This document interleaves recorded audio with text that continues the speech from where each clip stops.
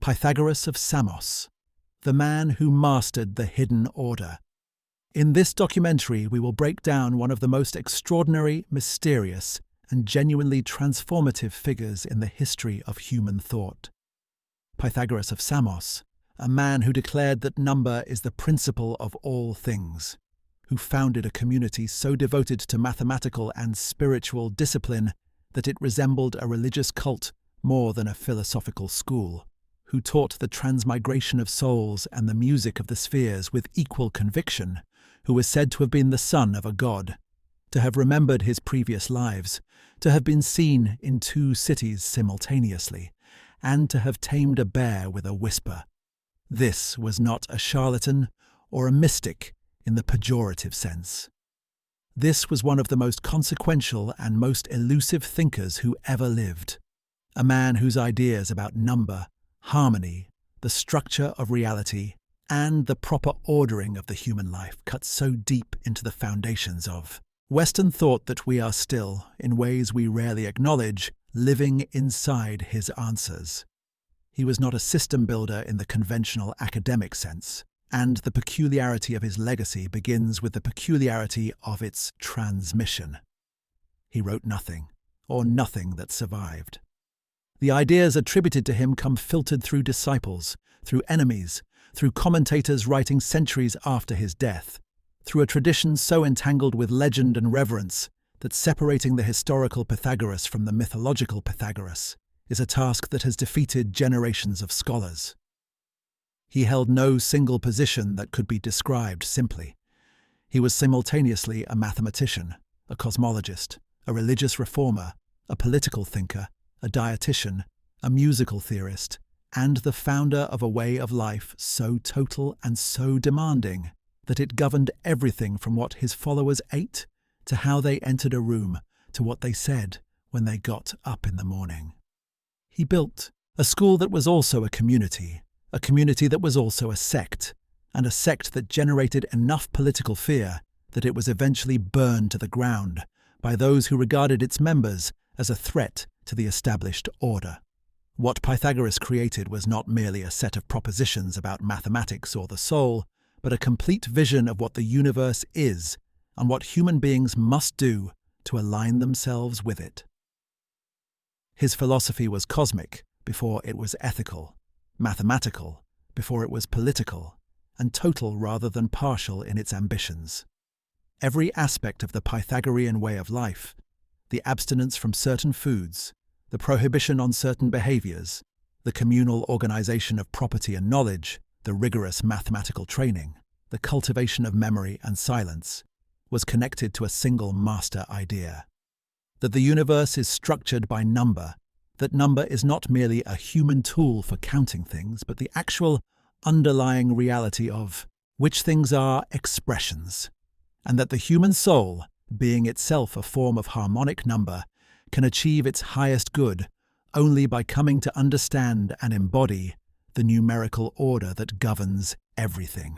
His biography is as much legend as fact, which is not merely an epistemological inconvenience, but a philosophically significant feature of how he was received and transmitted. A thinker who claimed that the soul was immortal and capable of divine knowledge, who was worshipped by some of his contemporaries as a semi-divine figure, who deliberately cultivated mystery and silence as instruments of philosophical formation. Such a thinker leaves behind exactly the record you would expect: a body of attributed sayings and stories in which the miraculous and the philosophical are inextricably entangled, in which the historical claims are always contested, and the legendary ones are often philosophically more precise than the documented ones. What survives is partial, contested, and irreplaceable. In some respects, it is more philosophically interesting than a clean, systematic record would be. What you are about to encounter is a philosophy of radical order and radical transformation. A vision of reality as fundamentally mathematical, a vision of the human soul as fundamentally musical, a vision of the good life as fundamentally oriented toward the comprehension and embodiment of cosmic harmony. It is not a comfortable philosophy in the sense of asking nothing from you. It was never meant to be. It is a philosophy that takes seriously a question most people spend their entire lives never asking at all. What is the deepest structure of reality? And what would your life look like if you organized it in accordance with that structure rather than in accordance with the conventions of the community around you? Pythagoras answered that question with a total commitment that his contemporaries found either inspiring or terrifying, and that continues, across the distance of 2.5 millennia, to unsettle easy assumptions about the relationship between mathematics, music, the cosmos, and the human soul.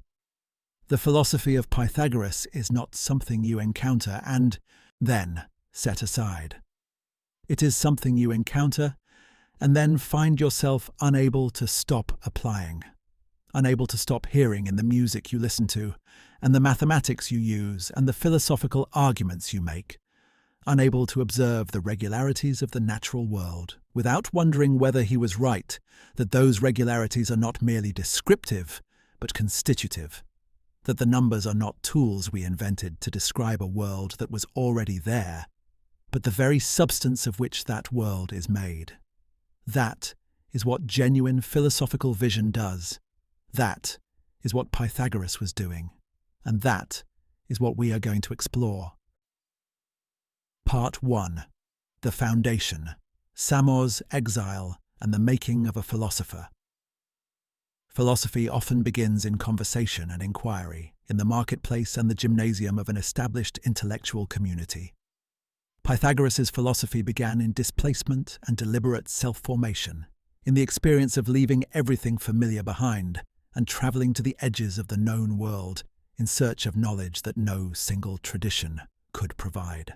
Understanding where he started is essential for understanding what he built, because his philosophy was not the product of sitting in one place and thinking very hard. It was the product of a lifetime of movement, of gathering, of synthesis across traditions that had never previously been brought into contact with one another.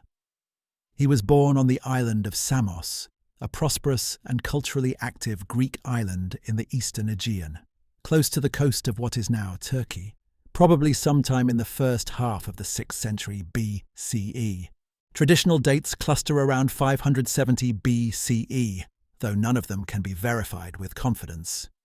His father Menesarchus was said to have been a merchant, a gem engraver, or possibly both, a man of sufficient means and sufficient connections to the wider Mediterranean world to give his son access to intellectual opportunities that were not available to most of his contemporaries.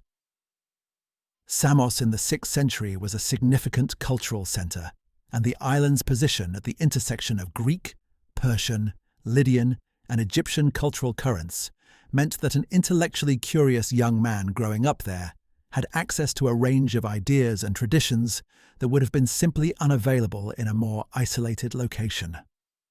The ancient sources uniformly and insistently describe a young Pythagoras of extraordinary intellectual gifts and extraordinary intellectual hunger, a person for whom the knowledge available in his immediate environment was immediately insufficient, and who went looking for more with a systematic determination that was itself unusual. He was said to have studied with Pherecydes of Syros, one of the earliest Greek thinkers to articulate the idea of the immortality and transmigration of souls, a doctrine that would become central to Pythagorean philosophy. He was said to have studied with Anaximander, one of the Milesian natural philosophers who were asking, for the first time in the Greek world, systematic questions about the underlying principle or principles of nature.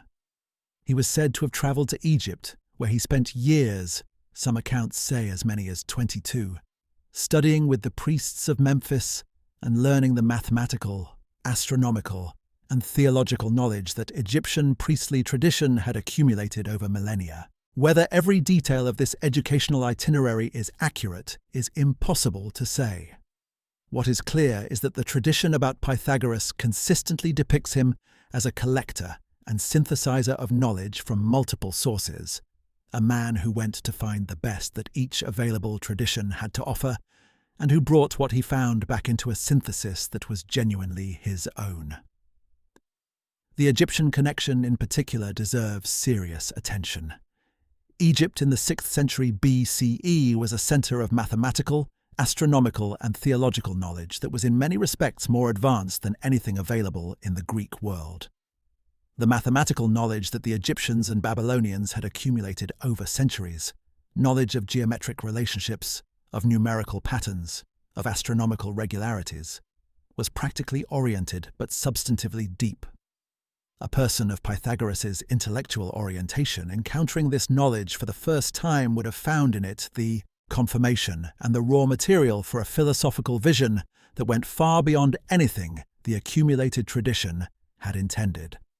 The political upheavals of his era were as formative as his intellectual travels. Samos in the mid-6th century fell under the tyranny of Polycrates, one of the most powerful and most culturally ambitious tyrants in the Greek world. Polycrates was in many respects an enlightened ruler. He beautified Samos, conducted ambitious engineering projects, maintained a court that attracted poets and intellectuals from across the Greek world, and presided over a period of genuine cultural flourishing. But he was also a tyrant, and the relationship between Pythagorean philosophy, with its emphasis on justice, order, and the proper structuring of community life, and tyrannical rule was always going to be uncomfortable. At some point, probably in the 530s BCE, Pythagoras left Samos and made his way to Croton, a Greek colony in the southern part of the Italian peninsula in the region that was known as Magna Graecia, Greater Greece. This migration was the most consequential decision of his life, and it was more than a personal decision. It was a philosophical act. In leaving Samos for Croton, Pythagoras was not merely seeking a more hospitable political environment, though that was part of it. He was seeking the conditions under which a total philosophical community, a community organized from the ground up according to philosophical principles, could be created. Samos, with its established social structures and its Polycratian tyranny, did not offer those conditions. Croton, a wealthy and politically active city in a colonial region without deeply entrenched cultural traditions, did. He arrived in Croton with a reputation that had preceded him, a reputation for extraordinary wisdom, for wide learning, for a personal presence, and a mode of speaking that his contemporaries found simultaneously compelling and uncanny. And he immediately set about building the institution that would make him historically consequential. The Pythagorean brotherhood that he founded in Croton was unlike anything that had previously existed in the Greek world. It was not an academy in the later Platonic sense, a place where students came to hear lectures and dispute philosophical positions. It was a total community, a form of life, organized around a comprehensive vision of what human beings are and what they must do to achieve their highest good. Members lived together, held property in common, followed a rigorous set of dietary and behavioral rules, engaged in daily mathematical and musical practice, maintained practices of silence and memory, and governed their interactions with one another and with the wider community according to principles derived from Pythagorean philosophy. To become a Pythagorean was not to acquire a set of philosophical beliefs.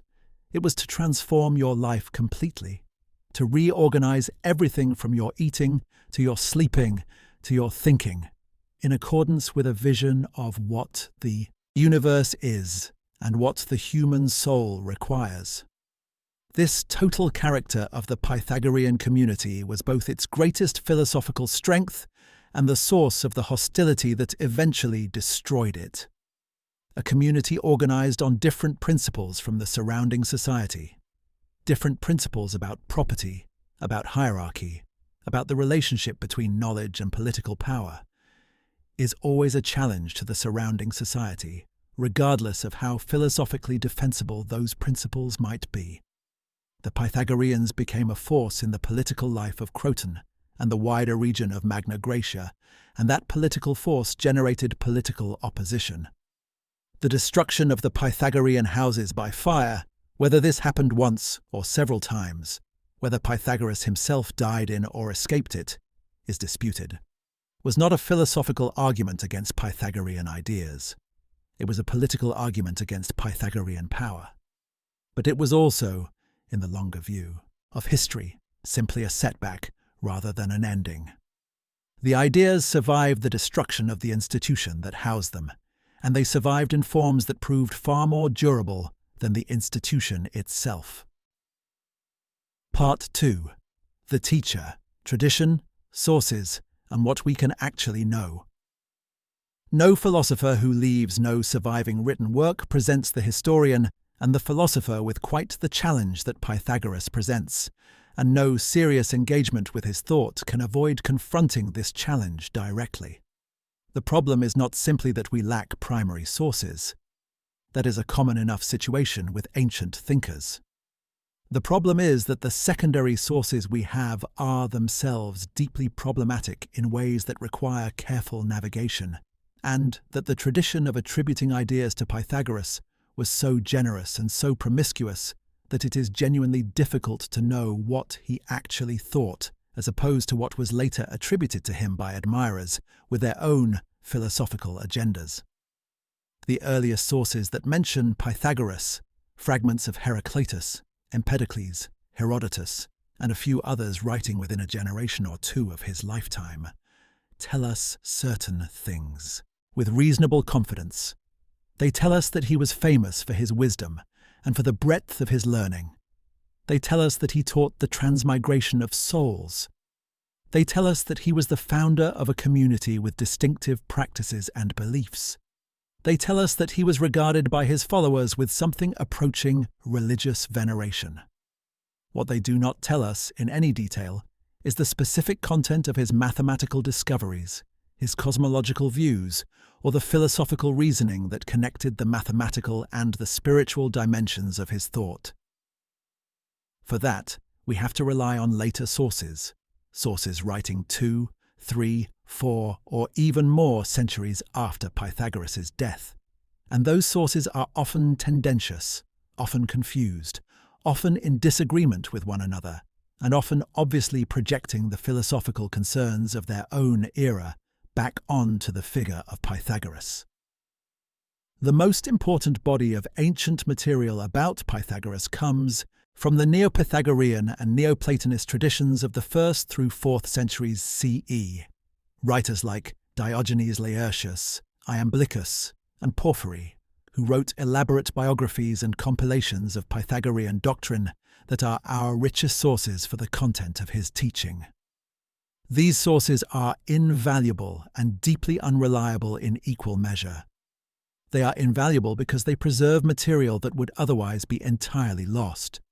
Accounts of Pythagorean practice, collections of attributed sayings, descriptions of the community's organization and rules, discussions of specific mathematical and cosmological doctrines.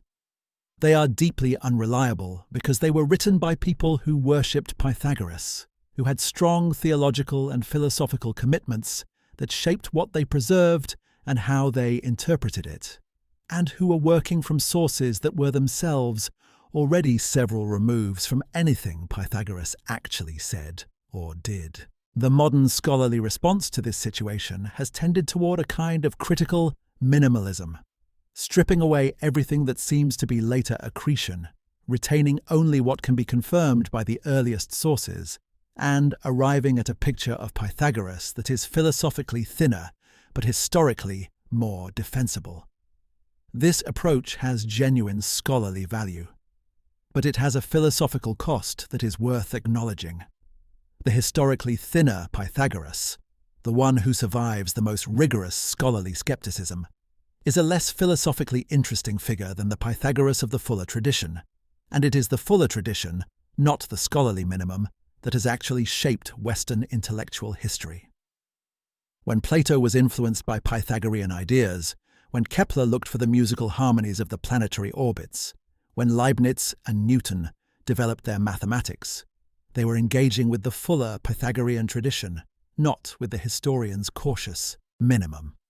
What we can say with reasonable confidence is this: Pythagoras founded a community in Croton that combined mathematical and musical practice with a specific set of religious and ethical commitments, particularly including the belief in the transmigration of souls. The related belief that the soul could be purified through philosophical practice and a disciplined way of life, and the conviction that number or numerical relationship was in some deep sense the underlying principle of reality. The specific mathematical discoveries attributed to him, the theorem that bears his name, the discovery of the mathematical ratios underlying musical harmony, the mathematical description of the 5 regular solids, may or may not have been his own personal discoveries, rather than products of the community he founded, and the community's intellectual work may well have been treated as his in the way that mathematical work in many ancient traditions was attributed to the tradition's founder rather than to individual contributors. The philosophical significance of these discoveries, and the cosmological vision built around them, constitute one of the most original and most consequential intellectual achievements in the history of Western thought, whatever the precise details of their attribution. What makes the attribution problem philosophically interesting, rather than merely methodologically frustrating, is what it reveals about the nature of the Pythagorean community and its relationship to knowledge. The practice of attributing all discoveries to the master, summed up in the phrase autos epher, he himself said it, which Pythagoreans apparently used to settle disputes by invoking the master's authority, was not intellectual dishonesty in the modern sense. It was an expression of a view of knowledge and its transmission that was integral to the Pythagorean philosophical project. Knowledge in the Pythagorean framework was not the property of individual intellects. It was a shared inheritance, cultivated collectively, belonging to the community and its tradition, rather than to the individuals who happened to articulate specific insights at specific moments. The attribution of everything to Pythagoras was a way of marking the unity and the authority of the tradition, not a way of making false historical claims about who thought of what first. Part 3. The method, silence, memory, and philosophy as transformation. To understand Pythagorean philosophy, you must understand its method, and the Pythagorean method was unlike the method of any other philosophical school in the ancient world. It was not the method of dialogue and open questioning that characterized Socrates. It was not the method of systematic lecture and treatise that characterized Aristotle. It was not the method of geometric proof and public demonstration that characterized the mathematicians. It was a method of initiation, of graduated disclosure, of the progressive transformation of the student's inner life through a carefully designed program of silence, memory, mathematical practice, and communal living. The decision to make philosophical transformation rather than philosophical argument, the central task of the school, was itself a philosophical position of the deepest importance. And understanding it is the key to understanding everything else. The structure of Pythagorean initiation, as described by ancient sources, divided students into 2 broad categories. The acousmatikoi, those who listened, were students in the earlier stages of their formation, not yet admitted to the inner circle of the community, who received teaching in the form of brief, authoritative sayings and rules without explanation or philosophical argument. They were told what to do and what not to do, what to believe and what to avoid, without being given reasons. They were required to follow these rules in silence, to internalize them through practice, and to trust that the reasons would become clear when their formation had advanced sufficiently to receive them. The mathematikoi, those who learned, were the more advanced students who had demonstrated the character and the intellectual capacity to receive the deeper doctrines, to engage with the mathematical and philosophical reasoning that underpinned the rules and the practices, and to participate in the communal intellectual work that was the heart of the Pythagorean philosophical project. This graduated structure of disclosure was not arbitrary. It embodied a specific view about the relationship between character, practice, and philosophical understanding. The Pythagorean conviction was that genuine philosophical insight was not available to a person of undisciplined character and undisciplined habits of mind, regardless of how intelligent that person might be. Mathematical truth, cosmic harmony, the nature of the soul and its relationship to the numerical structure of reality. These were not things that could be understood through a clever argument heard for the first time by a person who had done nothing to prepare themselves for understanding.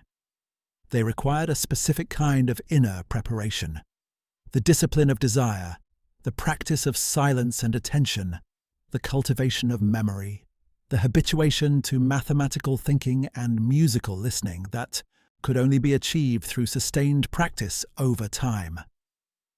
The rules that the acousmatikoi followed without explanation were not arbitrary exercises in obedience. They were a training program designed to produce the kind of person who could eventually understand what they had been doing and why. The practice of silence that was central to Pythagorean formation deserves extended attention. New members of the community were required to maintain extended periods of silence. Some sources say 5 years of near-complete silence, during which they could listen to the teaching but could not speak or respond. This is a striking and counterintuitive educational practice, especially to a culture that valued the kind of vigorous verbal engagement that characterized Socratic philosophy. But the Pythagorean argument for silence was philosophically serious. The undisciplined mind is, in the Pythagorean account, primarily a reactive mind, a mind that responds to everything it encounters with the first thought it produces, that speaks before it has understood, that confuses its immediate emotional and verbal reactions with genuine insight. Silence is the discipline that breaks this reactivity, that creates the space between stimulus and response in which genuine thought can occur, that trains the mind to attend carefully to what is actually present rather than to its own immediate associations and projections. A person who cannot maintain silence cannot truly listen. A person who cannot truly listen cannot truly learn. And a person who cannot truly learn cannot genuinely participate in the mathematical and philosophical inquiry that was the Pythagorean path to wisdom. The practice of memory was equally central and equally philosophically serious. Pythagoreans were required to engage in daily exercises of recollection, systematic reviewing of everything they had done, thought, heard, and seen during the preceding day, in careful sequence from morning to night. This was not mere mnemonics, not the simple accumulation of information. It was a philosophical practice aimed at a specific kind of psychological transformation. The person whose attention to experience is habitually casual and selective, who notices what is immediately interesting or emotionally significant and lets the rest pass without registration, is a person whose relationship to reality is shaped primarily by their own biases, interests, and emotional reactions. The practice of total daily recollection was designed to produce a different relationship to experience, one in which every moment was attended to with equal care, in which the selectivity of ordinary attention was progressively overcome, in which the mind became gradually capable of the kind of clear, comprehensive perception that was the precondition for genuine mathematical and philosophical insight. The method of philosophy as transformation, rather than philosophy as argument, had implications that extended far beyond the practices of the school. It implied a specific view of what philosophical knowledge is and how it relates to the person who has it. Philosophical knowledge in the Pythagorean framework is not information that you can acquire and then possess independently of the process of acquiring it. It is a state of the soul, a way of perceiving and relating to reality, that is inseparable from the habits, practices, and disciplines through which it was cultivated. You cannot give it to another person by telling it to them. You can only create the conditions in which they might cultivate it themselves. This is why the Pythagorean tradition was so insistent on communal life, on graduated initiation, on the long period of silent formation before active intellectual engagement. The knowledge they were cultivating was not the kind of knowledge that could be written in a treatise and read in an afternoon. It was the kind of knowledge that was indistinguishable from the person who had it. Pythagoras was also understood by his followers to be a teacher of a very specific kind, not merely a person of extraordinary intellectual gifts, but a person of extraordinary spiritual authority, a master whose understanding of the soul and its possibilities exceeded anything available through ordinary intellectual means. The stories of his miraculous feats, his memory of previous lives, his ability to be in two places at once, his mastery over animals, his golden thigh, were not, in the cultural context in which they were told, mere superstitions layered on top of a philosophical teaching. They were claims about the kind of person that the Pythagorean path could produce at its highest reach, a person who had so thoroughly aligned themselves with the cosmic order that they had transcended the ordinary limitations of embodied human existence. Whether these stories are literally true is a question we cannot answer. What they meant to those who told and heard them is a question we can engage with philosophically. They were claims about what human beings are capable of becoming, about the highest possibilities of the kind of transformation that the Pythagorean way of life was designed to produce. Part 4. Number as Reality, the Central Philosophical Vision. At the heart of Pythagorean philosophy, beneath all the specific doctrines and practices and rules of life, lies a single, breathtaking and profoundly original philosophical claim. That number is the principle of all things. Not that number is a useful tool for describing things, not that things can be counted and measured, but that number, mathematical relationship, ratio, proportion, is the actual underlying reality of which the things we perceive are expressions or instantiations. The world is not a collection of material objects that happen to have measurable properties.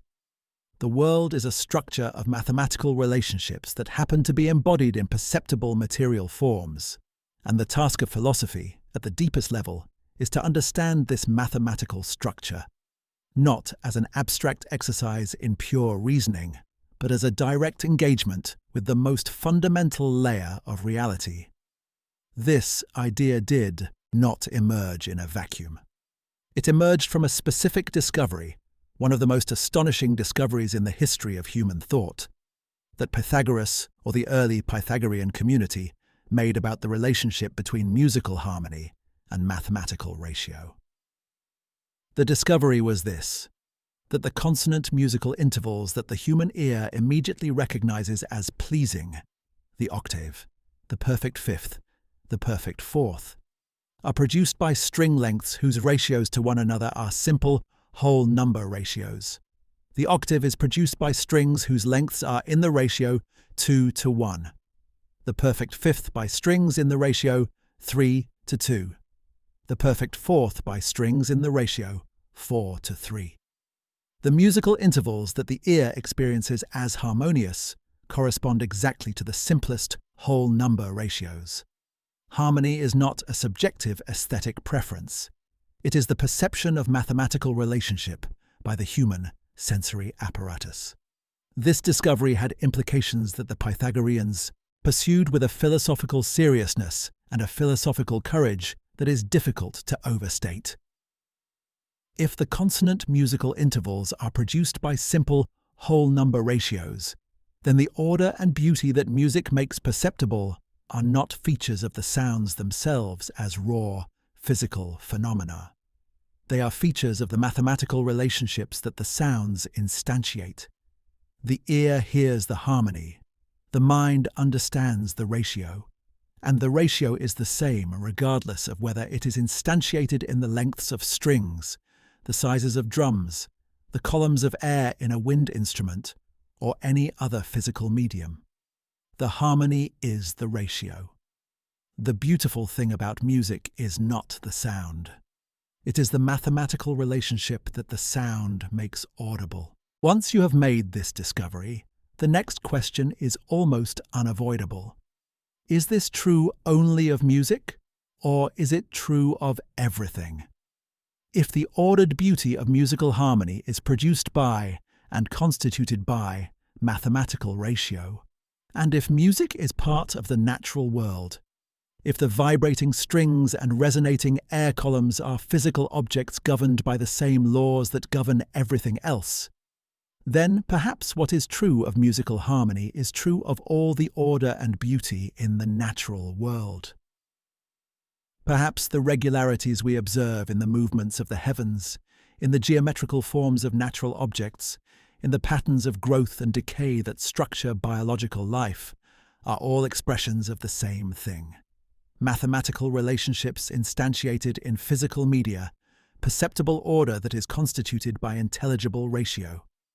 The Pythagorean cosmology that developed from this insight was both audacious and philosophically systematic. The heavens moved in numerical ratios. The planets were spaced according to harmonic proportions. The entire cosmos was, in the Pythagorean vision, a kind of music, a vast instrument whose different parts vibrated in ratios that produced a harmony too grand and too constant for ordinary human ears to detect but real. Nonetheless, the music of the spheres that later Pythagorean tradition would make one of its most famous and most philosophically rich ideas. The world was not simply orderly in the way that a well-organized room is orderly. It was harmonious in the way that a perfectly tuned instrument is harmonious. Its order was not imposed from outside by an organizing intelligence, but constituted from within by the mathematical relationships that were the actual substance of the things composing it. What made this vision philosophically radical, in ways that distinguished it from simple numerology or mathematical mysticism, was its implication for the relationship between mathematics and the physical world. In the conventional view, the view that most people implicitly hold and that much of the history of philosophy has explicitly defended, mathematics is a language that human beings invented to describe a world that exists independently of that description. The numbers and the ratios are our tools. The world is the thing they describe. In the Pythagorean view, this relationship is inverted. The numbers and the ratios are the world. The material forms in which we perceive them are, in a sense, the expression of mathematical reality rather than the other way around. This is a claim about the ontological status of mathematical objects, about where they sit in the hierarchy of what is real, that Plato would later develop into his theory of forms. That mathematical physicists from Galileo to the present have implicitly endorsed in their work, and that contemporary physics with its quarks and strings and quantum fields has made more rather than less plausible. The philosophical implications of taking number seriously as ontologically fundamental rather than merely descriptively useful are staggering, and the Pythagoreans pursued them with remarkable consistency. If reality is fundamentally mathematical, then the universe is, in principle, fully intelligible, not just partially and approximately describable by mathematics, but actually composed of the same stuff that mathematical thought investigates. The gap between the rational structure of the mind and the rational structure of the world disappears because they are the same rational structure. The mind that has genuinely understood mathematical truth has not merely acquired an accurate description of the world, it has made genuine contact with the substance of reality. And the life devoted to mathematical and philosophical understanding is not merely an intellectually satisfying life. It is the life most fully aligned with what the universe actually is. Part 5. The Soul and its Harmony, Transmigration and the Purpose of Life. The Pythagorean account of number and cosmic harmony did not stop at the boundaries of the physical universe. It extended inward into the nature of the human soul and its relationship to the mathematical order it was capable of perceiving. The soul, in the Pythagorean understanding, was not merely the animating principle of the body or the seat of rational capacity. It was itself a form of harmonic relationship. a ratio, a proportion, a musical interval in living form, and its highest good consisted in aligning itself with the cosmic harmony that was the fundamental nature of reality. The doctrine of transmigration of souls, metempsychosis, was one of the earliest and most consistently attributed of Pythagorean beliefs, attested by sources as close to Pythagoras' own lifetime as the satirical fragments of Xenophanes, who mocked it, and the reverential fragments of Empedocles, who embraced it. The soul, in this doctrine, does not come into existence with the birth of the body and perish with its death. It is immortal and continuous, inhabiting a succession of different bodies, animal as well as human, across an extended sequence of lifetimes. What determines the soul's next incarnation is the moral and philosophical quality of its conduct in its current one. A soul that has lived well, that has cultivated virtue and mathematical understanding and philosophical insight, moves upward in the cycle, toward bodies and conditions more suited to philosophical development. A soul that has lived badly moves downward, toward conditions that are the appropriate consequence of its failure. This doctrine was not, in the Pythagorean context, merely a theological claim about the afterlife. It was a philosophical claim about the nature of the soul and the nature of the good life. If the soul is immortal and subject to transmigration, then the most important thing about a human life is not what it achieves in external terms, the wealth, status, power, or pleasure it accumulates, but what it does to the soul. A life that degrades the soul, that habituates it to vice, that keeps it oriented toward external goods and conventional values, is a life that has damaged the most important thing there is.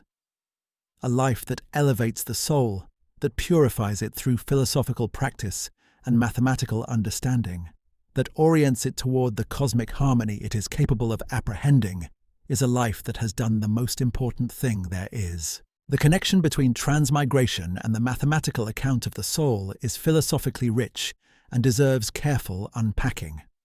The soul, understood as harmonic ratio, is in a state of greater or lesser harmony depending on the choices and habits of the person it inhabits. A soul in a state of good harmony, whose desires and emotions and intellectual activities are in the right proportions and the right relationships to one another, is a soul in a state of health, a soul capable of perceiving and responding to the cosmic harmony that surrounds it.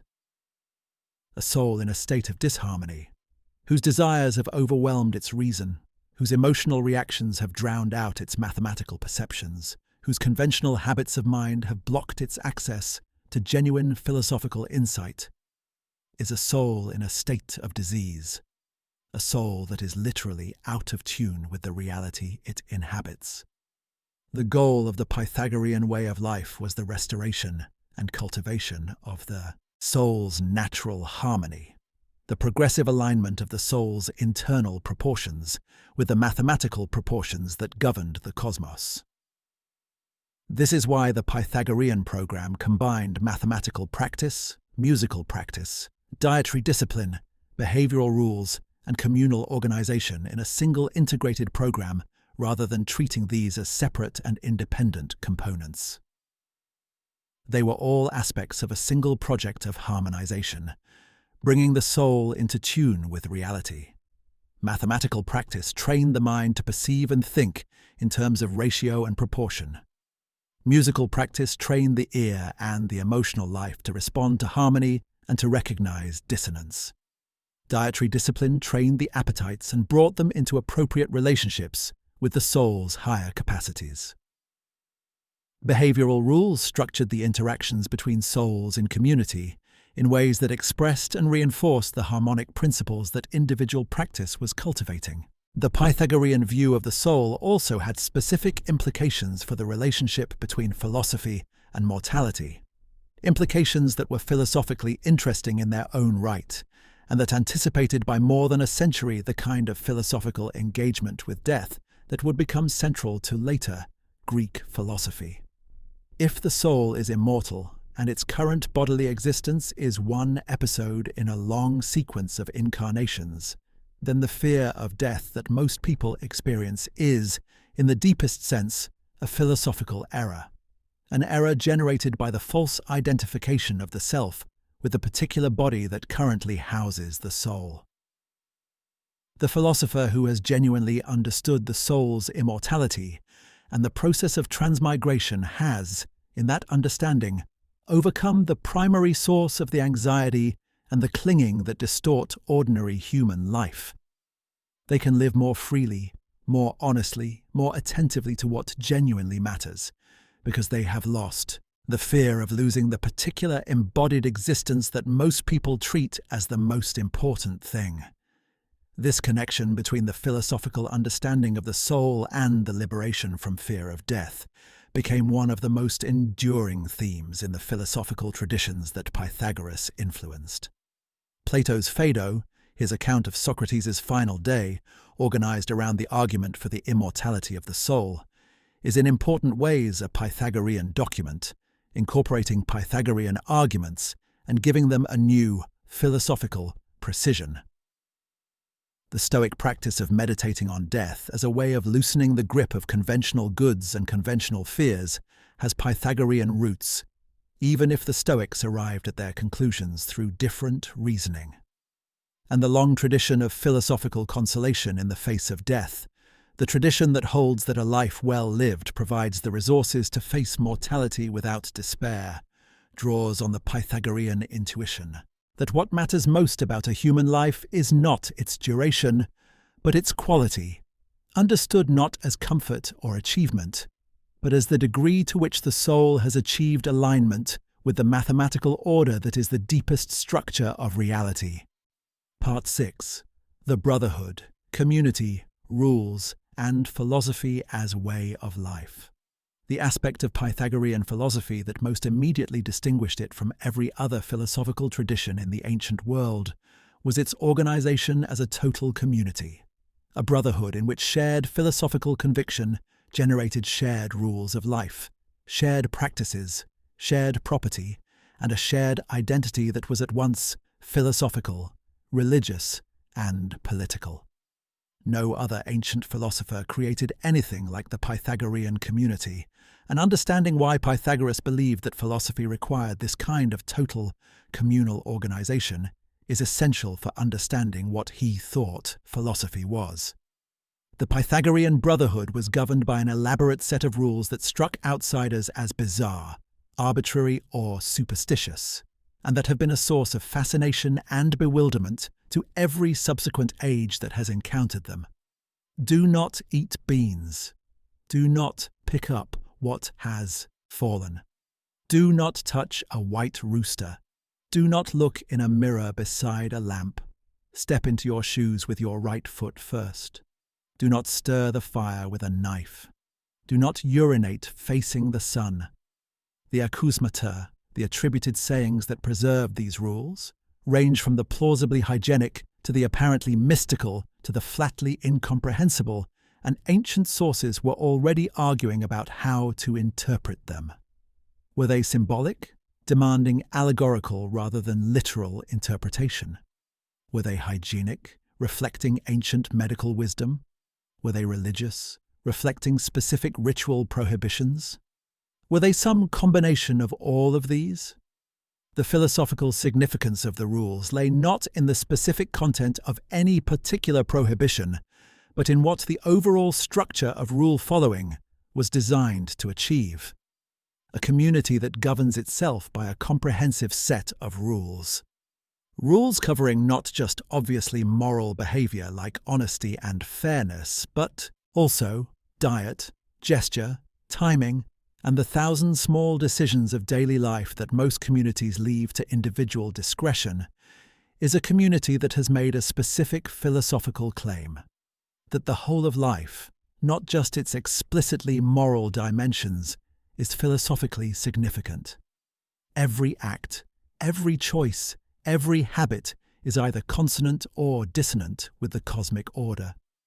Every moment of daily life is an opportunity either to align the soul with the mathematical structure of reality or to further disorder it. The rules were a framework for treating the whole of life as a philosophical practice, for making every moment, however apparently trivial, an expression of the community's fundamental commitments. The prohibition on beans, perhaps the most famous and most puzzling of the Pythagorean rules, illustrates the range of interpretations that the rules have generated, and the genuine philosophical interest that underlies even the most apparently arbitrary of them. Ancient sources offer interpretations ranging from the medical, beans cause digestive problems that disturb sleep and therefore philosophical clarity, to the political, bean drawing was used in Athenian elections, and the prohibition expressed Pythagorean skepticism about democratic institutions. To the theological, beans were associated with the dead and with transmigration, and eating them involved consuming something potentially unsouled. To the simply symbolic, the bean represents the undifferentiated, the chaotic, the opposite of the clear mathematical distinctions that Pythagorean philosophy valued.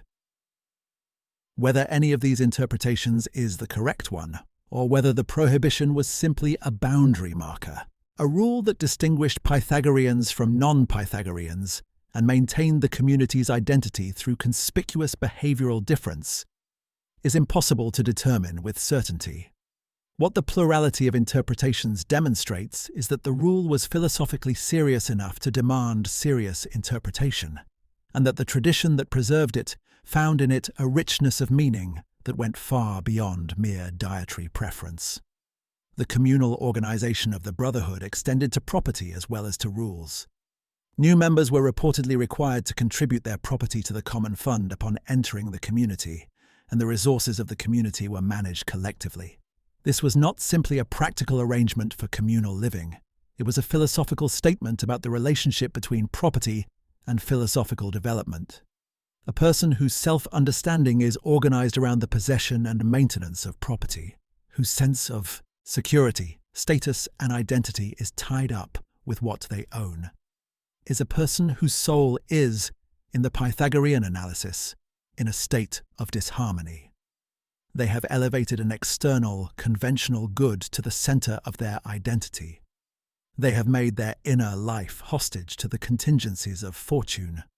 The communal organization of property was a philosophical intervention, a structural arrangement designed to loosen the grip of property on the soul and redirect the community's collective energy toward the genuinely important things. The political dimension of the Pythagorean Brotherhood was unavoidable and, in the end, fatal to the community in its original form.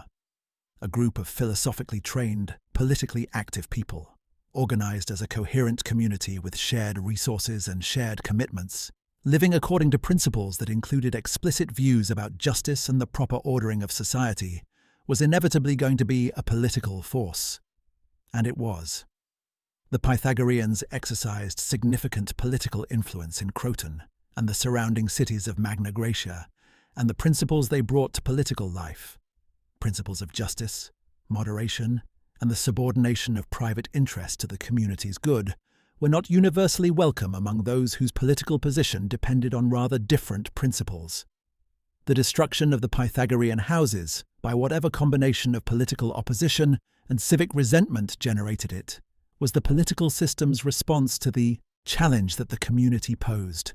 It destroyed the institution but not the ideas, which scattered with the surviving members across the Greek world and continued to develop in new forms. Part 7.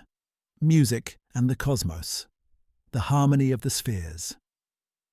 Among all the ideas that Pythagoras or the early Pythagorean tradition contributed to Western intellectual history, none has been more persistently influential, more widely disseminated, more frequently invoked in contexts ranging from the technical to the poetic, than the idea of the harmony of the spheres, the doctrine that the movements of the celestial bodies produce a music of cosmic proportions, whose mathematical structure is identical to the mathematical structure of audible music, and whose beauty and order are the visible expression, writ large on the canvas of the heavens, of the same principles that govern the harmonious intervals of the lyre. The idea emerged, as all the central Pythagorean ideas emerged, from the foundational discovery about music and mathematical ratio. If the consonant intervals of music are produced by simple, whole number ratios between string lengths, and if the same ratios also govern the relationships between other physical magnitudes, the volumes of resonating vessels, the distances between notes in a scale, the structural proportions of beautiful forms, then the mathematical ratios are not merely a property of the particular physical medium in which they are first discovered. They are a general feature of harmonious relationship as such. And if harmonious relationship as such is governed by simple mathematical ratios, then the order and beauty we observe in the cosmos, the regular movements of the stars and planets, the periodic cycles of the seasons, the proportioned structure of living things, are all expressions of the same mathematical principles that govern the intervals of music. The cosmos is not merely orderly, it is harmonious, and its harmony, like the harmony of music, is mathematical in its foundations. The specific cosmological form that this idea took in the Pythagorean tradition was the claim that the celestial spheres, the crystalline spheres on which the stars and planets were imagined to be fixed, rotating around the Earth at different speeds, produced tones as they moved, and that these tones were in harmonic relationship to one another, producing a music on a cosmic scale. The planets were spaced according to musical intervals. The distances between Earth and Moon, Moon and Sun, Sun and the planets and the fixed stars, corresponded to the intervals of a musical scale. The cosmos was a musical instrument whose strings were the distances between the heavenly spheres, and whose music was the movement of those spheres in their orbits. Continuous, perfect, eternal, inaudible to ordinary human ears, not because it was too faint, but because it was too constant and too pervasive. The background of all sound rather than a sound among sounds. This is by any measure an extraordinary idea. It is also, in important respects, a genuinely philosophical rather than merely poetic or mystical idea. It makes a specific and testable claim that the mathematical ratios governing musical harmony also govern the spatial relationships and the motions of the celestial bodies. This claim is, in its specific ancient astronomical form, false. The planets are not spaced according to musical intervals in the way the Pythagoreans imagined. But it points toward a much deeper truth that the history of physics has progressively confirmed, that the mathematical structures governing phenomena at very different scales and in very different domains are the same mathematical structures. The wave equations governing sound are formally identical to the wave equations governing light. The harmonic analysis used to describe musical tones is the same harmonic analysis used to describe quantum mechanical wave functions. The mathematical structures discovered by analyzing musical intervals have proven to be among the most fundamental structures in all of physics. Johannes Kepler, writing in the early 17th century and widely recognized as one of the founders of modern astronomy, explicitly framed his discovery of the laws of planetary motion as the discovery of the true harmony of the spheres, the actual mathematical relationships governing the planets' movements that the Pythagoreans had anticipated without being able to demonstrate. Kepler's third law, which relates the orbital periods of the planets to their distances from the Sun by a simple mathematical ratio, was experienced by Kepler himself as the confirmation of the Pythagorean vision. The cosmos was indeed governed by the same kind of mathematical relationship that governed musical harmony, even if the specific ratios were different from those the ancient tradition had imagined. The philosophical intuition was right, even where the specific ancient science was wrong. The musical analogy also had profound implications for the Pythagorean account of the soul and its relationship to the cosmos. If the cosmos is a musical instrument producing a vast harmony, and if the soul is itself a form of harmonic ratio, then the soul's highest aspiration is to align itself with the cosmic music, to achieve, in its internal proportions and the quality of its attention, the same harmony that the cosmos eternally expresses in its movements. The philosopher who has genuinely understood the mathematical structure of cosmic harmony has not merely acquired intellectual knowledge about astronomy or music theory. They have made their soul resonate with the deepest structure of reality like a tuned instrument resonating with the note it was built to produce. This is not a metaphor in the Pythagorean tradition. It is a description of what philosophical understanding actually is: the alignment of the soul's harmonic structure with the harmonic structure of the cosmos. The aesthetic dimension of this vision, the claim that the cosmos is beautiful, that mathematical structure is a form of beauty, that the perception of harmony is not merely a sensory pleasure, but a form of philosophical insight, has been one of the most enduring and most controversial contributions of Pythagoreanism to Western thought. The claim that beauty is mathematical, that what we find beautiful is the perception of proportion and harmony, a numerical relationship, is a claim that has been defended and elaborated by thinkers from Plato to Alberti to Euler to contemporary cognitive scientists studying the mathematics of aesthetic response. It is also a claim that has been vigorously challenged by those who find the reduction of beauty to mathematics both philosophically reductive and aesthetically implausible. But the challenge has never succeeded in making the claim go away, because the evidence for it keeps returning.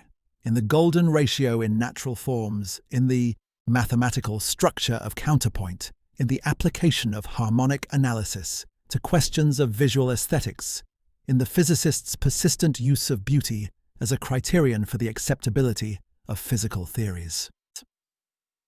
Part 8. The encounter with power, Pythagoras and political life. No encounter in the tradition of Pythagorean philosophy crystallizes the tension between philosophical vision and political reality more starkly than the community's eventual confrontation with the political forces that destroyed the original brotherhood. But the significance of Pythagoras' relationship to political power did not begin with that destruction. It began with his arrival in Croton and his immediate, decisive intervention in the political and moral life of the city. The story of that arrival, as preserved in the ancient sources, is itself philosophically instructive in ways that go beyond its historical interest. When Pythagoras arrived in Croton, according to the accounts, he began almost immediately to teach, not in the private setting of an established school, but in public addresses to different segments of the community.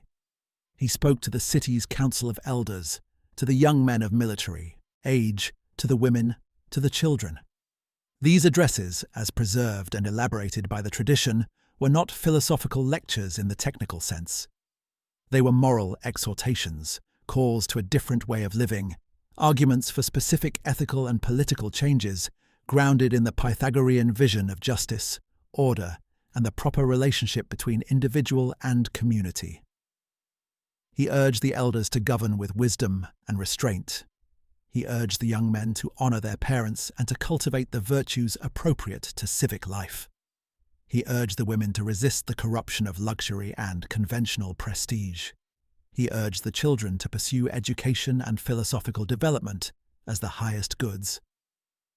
The immediate effect of these addresses, by all accounts, was extraordinary.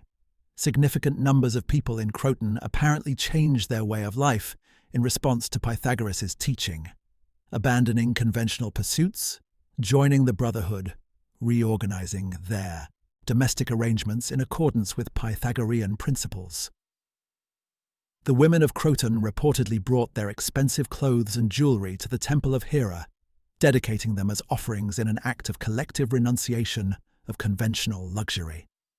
The political culture of the city was significantly influenced by the presence of the brotherhood, with Pythagoreans occupying positions of civic leadership and bringing to those positions the distinctive Pythagorean combination of mathematical and moral formation. The philosophical significance of this political engagement is easy to overlook, but philosophically essential.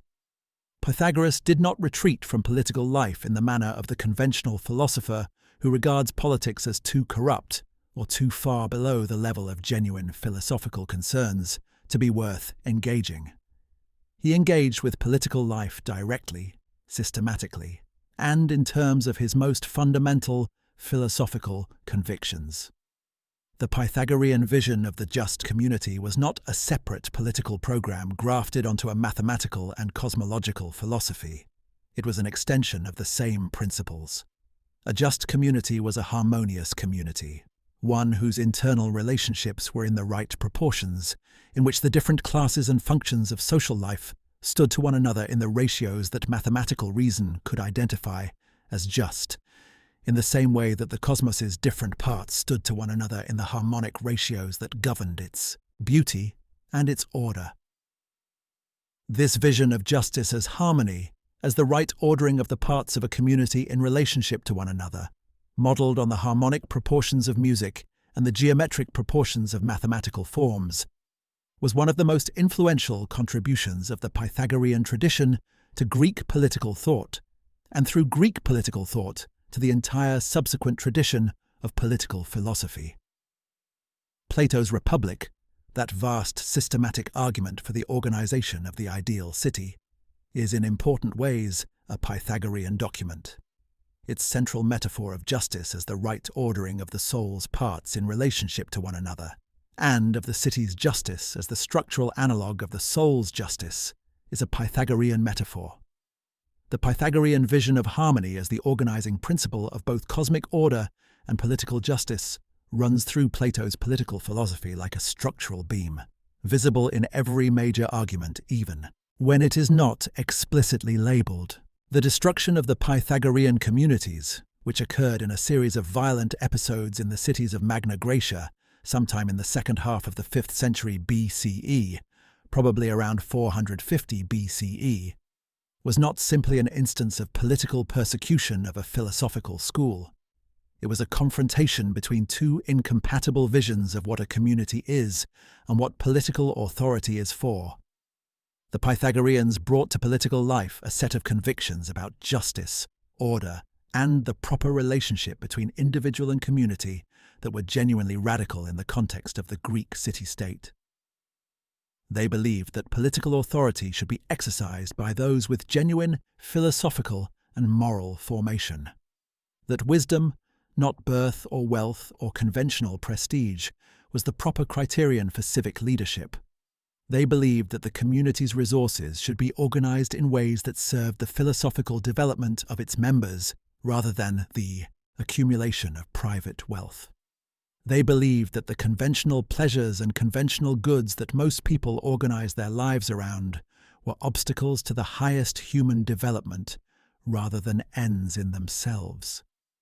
These convictions, sincerely held and consistently expressed in both private life and public conduct, were a challenge to every conventional political interest in the communities where they were held. The destruction that followed was, in one sense, simply the conventional political interests defending themselves by the most direct available means. But it was also, in the longer view of history, simply a setback. The ideas escaped with the survivors, spread through the Greek world, found their way into Plato's hands, and through Plato, into the entire subsequent tradition of Western philosophy. The fire that destroyed the Pythagorean houses in Magna Graecia also scattered the seeds that Plato would cultivate into the most influential work of political philosophy in Western history. Part 9. The question of mathematical reality against mere computation.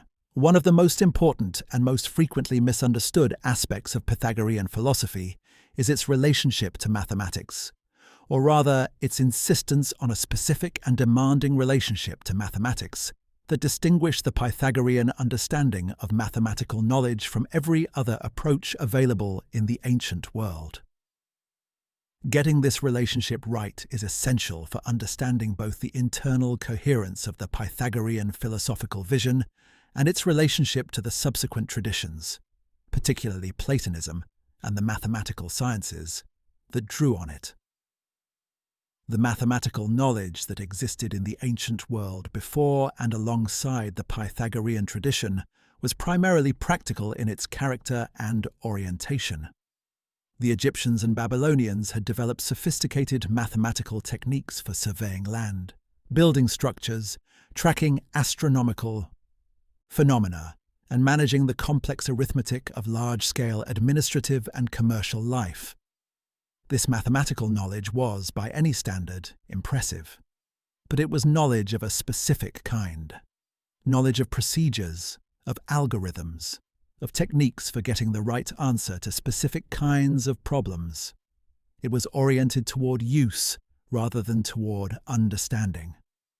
The Egyptian scribe who knew how to calculate the area of a trapezoid knew the procedure that would give the correct answer.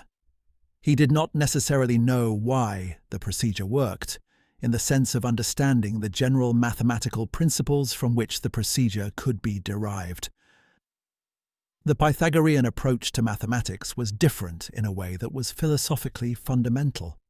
The Pythagoreans were interested not just in mathematical procedures, but in mathematical proofs, in arguments that demonstrated why mathematical relationships held, not just that they held. They were interested not just in specific numerical relationships, but in the general principles that made those relationships necessary. They were interested not just in the practical application of mathematical knowledge, but in its philosophical implications, in what it told us about the nature of reality, the structure of the cosmos, the capacities of the human soul. Mathematical knowledge, for the Pythagoreans, was not a tool for solving practical problems. It was a form of insight into the fundamental nature of things. This distinction between mathematics as technique and mathematics as insight has its most vivid embodiment in the tradition around the theorem that bears Pythagoras' name.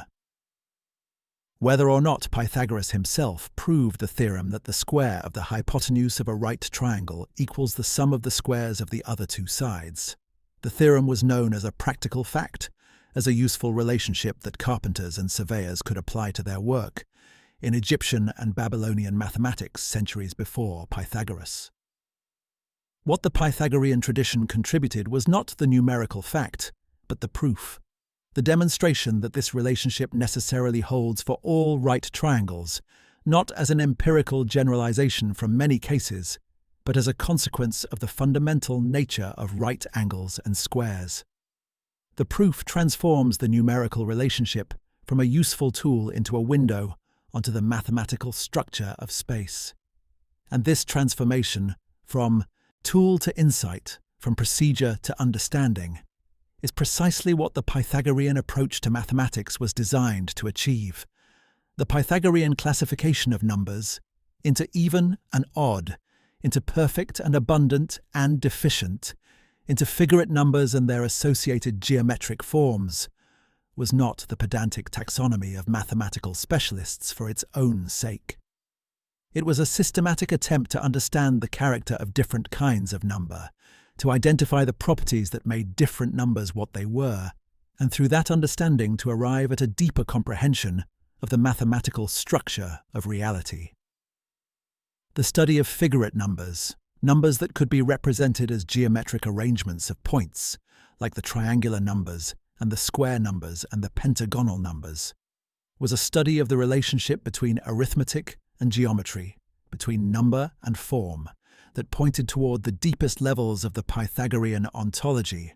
The claim that the distinction between mathematical and physical reality was less absolute than ordinary perception suggested, that form and number were not merely applied to physical things from outside, but were constitutive of them from within. The philosophical implications of the Pythagorean mathematical program extended, in ways that the tradition was beginning to articulate, toward a specific view of what mathematical knowledge was and how it was acquired. Mathematical truths are not discovered by sense perception. You do not see the Pythagorean theorem in the triangles you encounter in physical experience. You grasp it through a form of understanding that is independent of specific physical instances, that applies to all right triangles equally, that could not be confirmed or refuted by any finite number of measurements.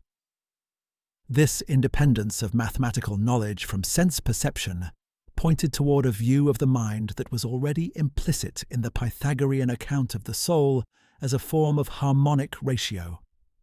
The mind, in its highest operations, was not dependent on the body and its sensory apparatus. It was capable of a direct apprehension of mathematical truth that put it in contact with the most fundamental layer of reality, the layer of number and ratio and proportion that physical things expressed without exhausting. This view of mathematical knowledge as a form of direct intellectual insight, a grasp of necessary truth that transcended the contingencies of sense experience, was one of the Pythagorean tradition's most significant philosophical contributions to what became, in Plato's hands, the fully developed theory of rational knowledge and its object. The Pythagorean claim that numbers and mathematical relationships had a reality that was independent of their physical instantiations, that the ratio 2:1 was the same ratio whether it was expressed in the lengths of strings, the volumes of drums, the distances of planetary orbits, or any other physical medium, was the seed from which Platonic realism about mathematical objects, and eventually about forms in general, grew. The story of Western philosophy's most persistent and most productive debate, the debate between realism and nominalism about the status of mathematical and abstract objects, begins with the Pythagorean insistence that number is real, not as a convenient human fiction but as the actual substance of the world. Part 10. Pythagoras and Women. Complexity in the sacred community. Any serious engagement with Pythagorean philosophy must address the question of women's place within the community, a question that, like the parallel question in the Cynic tradition and the Hobbesian tradition, reveals both the radical potential of Pythagorean principles and the limits that even the most philosophically ambitious traditions encounter when their theoretical commitments are tested against the deepest assumptions of their social world. The Pythagorean tradition is, on this question, genuinely unusual for its time. The ancient sources preserve the names of a number of women who are members of the Pythagorean community and who are described as genuine participants in the philosophical and mathematical life of the brotherhood, not merely as domestic companions of male members. Theano, who is described in various sources as the wife of Pythagoras, or as the wife of his student Brotinus, was credited with philosophical writings on topics including the nature of the soul, piety, and the philosophical significance of number. Whether these attributions are historically accurate or are products of the same generous tradition of attribution that credited Pythagoras himself with many more discoveries than he can confidently be shown to have made personally, they demonstrate that the Pythagorean tradition was at least comfortable with the idea of women as genuine philosophical thinkers, in a way that most other ancient traditions were not. The philosophical basis for this openness is traceable directly to Pythagorean first principles, in a way that is philosophically coherent, even if its application was inconsistent. If the soul is the fundamental philosophical reality, and if souls transmigrate through male and female bodies without their essential character being determined by the sex of the body they currently inhabit, then the conventional Greek distinction between the intellectual capacities of men and women is, from a Pythagorean perspective, philosophically unsound. The soul that has cultivated mathematical understanding and philosophical insight in one life carries that cultivation into its next incarnation, regardless of whether that next incarnation is male or female. The philosophical capacity that the Pythagorean program was designed to develop is a capacity of the soul, not of the body, and, therefore, is not in principle limited by sex. The practical expression of this principle in the organization of the Pythagorean community appears to have been genuine, at least partially. Women participated in the intellectual and spiritual life of the community. They engaged in the mathematical and musical practices. They followed the communal rules. They participated in the philosophical discussions that were the community's central shared activity. Whether they participated on fully equal terms with men in the governance and the teaching of the community is less clear. The ancient sources suggest a degree of integration that was genuinely unusual by the standards of the ancient Greek world, where women's participation in public intellectual life was essentially non-existent, while also suggesting that the full philosophical leadership of the community remained male. The accounts of Theano's philosophical work, however uncertain their historical basis, preserve a specifically Pythagorean approach to questions of ethics and psychology that is worth examining for its own philosophical interest. Her attributed writings on the nature of jealousy, on the proper relationship between husband and wife, on the philosophical significance of number in ethics and psychology, represent an attempt to extend the Pythagorean mathematical vision into the domain of practical life and personal relationships. If harmony is the fundamental good, and if the human soul's well-being consists in the cultivation of internal harmony and its alignment with the cosmic harmony of the universe, then the proper organization of personal relationships between husband and wife, between parent and child, between members of a community, should be governed by the same principles of proportion and harmony that govern musical intervals and celestial movements. The application of mathematical principles to the domain of personal ethics was not a stretch for the Pythagorean tradition. It was a natural extension of the central philosophical vision.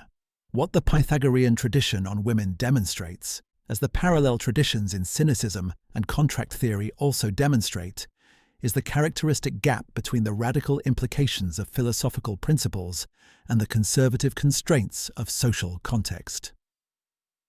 Pythagorean principles, followed consistently, point toward a view of women as philosophical equals whose souls are as capable of mathematical insight and philosophical development as any male soul. The actual practice of the Pythagorean community was considerably more progressive than most of its contemporaries, but still far short of the full implication of its principles. The history of the Pythagorean tradition's engagement with women is the history of a philosophical tradition, working toward implications that its foundational principles required, but that its social context did not yet permit it to fully reach. Part 11. Death and Transmigration. The philosopher's final lesson. Pythagoras' attitude toward death was not merely a philosophical doctrine, but a lived demonstration of what genuine philosophical understanding was capable of producing. The same kind of integration of thought and life that the Cynic tradition achieved through public transgression and the Stoic tradition achieved through disciplined preparation, but rooted in the specifically Pythagorean vision of the soul's immortality and the cosmic significance of its development. The philosophical problem of death is one of the oldest and most persistent in the tradition, and the Pythagorean approach to it was both distinctive and deeply influential. Most approaches to the philosophy of death begin from the perspective of the person facing death and ask what resources are available for making that experience less terrifying. The Pythagorean approach begins from a different starting point, from the claim that a full and accurate understanding of what death actually is, understood against the background of what the soul actually is and what its relationship to the cosmos actually is, transforms the experience of facing it from something requiring consolation into something requiring clarification. Death is not a catastrophe for which comfort is needed. It is a philosophical error that understanding corrects. The doctrine of transmigration provided the specific form of that understanding.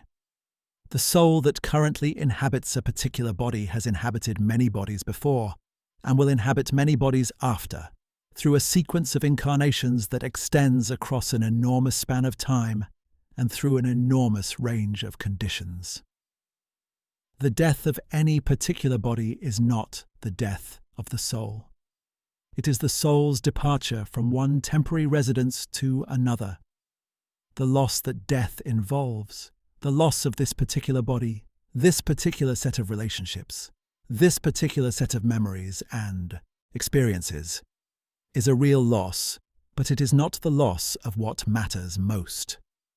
What matters most, the soul's degree of philosophical development, its alignment with the cosmic harmony, the quality of understanding it has achieved, persists through the transition and determines the character of the next incarnation. This account of death as transition rather than ending had specific and demanding implications for how the Pythagorean way of life was to be understood. If the soul's accumulated philosophical development carries through from one incarnation to the next, then every life is simultaneously an inheritance from previous lives and a preparation for subsequent ones. The philosophical work done in this life is not lost at death. It contributes to the soul's growing approximation of the cosmic harmony that is its ultimate destination. Conversely, the philosophical negligence of this life, the accumulation of bad habits, the indulgence of disharmonious desires, the failure to cultivate mathematical and philosophical understanding, is also not erased at death. It is carried forward as a debt that subsequent incarnations must work to discharge. This gave the Pythagorean life a seriousness and an urgency that were different in character from the urgency of a single mortal lifetime. The Epicurean tradition would argue that the urgency of philosophy derived from the brevity of life and the finality of death. We have one chance, and it is short, and we should use it well. The Pythagorean tradition's urgency was different. We have many chances, but each one matters in a cumulative process that extends across vast spans of time, and the quality of our engagement with each opportunity determines both the character of our next opportunity and the rate of our progress toward the state of perfect philosophical development that is the soul's ultimate destination. The specific Pythagorean practice of daily recollection, the systematic review of each day's events in careful sequence from morning to night, was connected to the doctrine of transmigration in a way that is philosophically interesting. One of the claimed accomplishments of Pythagoras himself was the ability to remember his previous lives, to recall the entire sequence of incarnations through which his soul had passed, and to draw on the knowledge and experience accumulated across all of them. Whether this ability was literally real or symbolically attributed, what it pointed toward philosophically was the ideal of a consciousness fully integrated across time, a soul whose relationship to its own history was clear rather than obscured by the amnesia that ordinary human beings experience between lifetimes. The daily practice of recollection was a training toward this ideal, a cultivation of the soul's relationship to its own temporal experience that, developed sufficiently, was supposed to extend beyond the boundaries of a single lifetime into the recovery of the soul's deeper history. The Pythagorean account of death also had implications for the relationship between philosophy and the body. If the soul's relationship to any particular body is temporary and contingent, if the body is, in the traditional metaphor, the tomb or the prison of the soul rather than its natural home, then the philosophical life was partly a practice of loosening the grip of bodily identification, of learning to relate to the soul's perspective rather than the body's, of cultivating the kind of attention to mathematical and philosophical truth that was independent of bodily sensation and therefore more fully expressive of what the soul genuinely was. This was not a simple body rejection or a crude asceticism. It was a specific orientation of attention and practice that aimed to make the soul more genuinely itself, more fully the harmonic entity that its Pythagorean nature described it as being, by progressively reducing the degree to which its perspective was shaped by the contingent particular body it currently inhabited. Part 12. The Pythagorean Tradition, from Samos to Plato and beyond. Pythagoras did not simply leave behind a set of philosophical positions for later thinkers to evaluate in the detached way of academic tradition.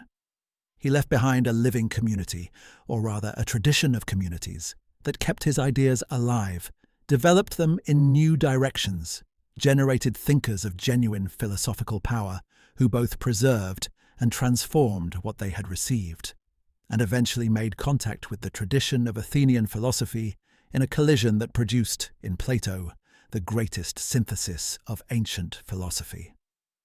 The immediate aftermath of the destruction of the Pythagorean communities in Magna Graecia was a diaspora of Pythagorean thinkers across the Greek world, each carrying some portion of the tradition and developing it in the directions that their own intellectual formation and philosophical interests suggested.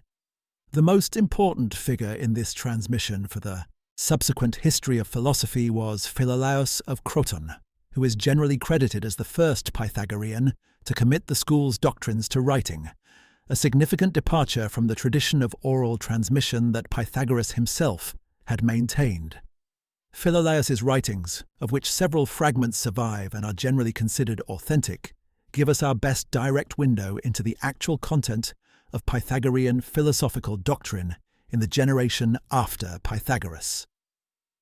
What Philolaus preserved and developed was the mathematical cosmology, the account of the universe as structured by number, the description of the celestial system in terms that applied mathematical principles to the arrangement of the heavens, the conception of the unlimited and the limiting as the fundamental ontological categories from which all things were generated.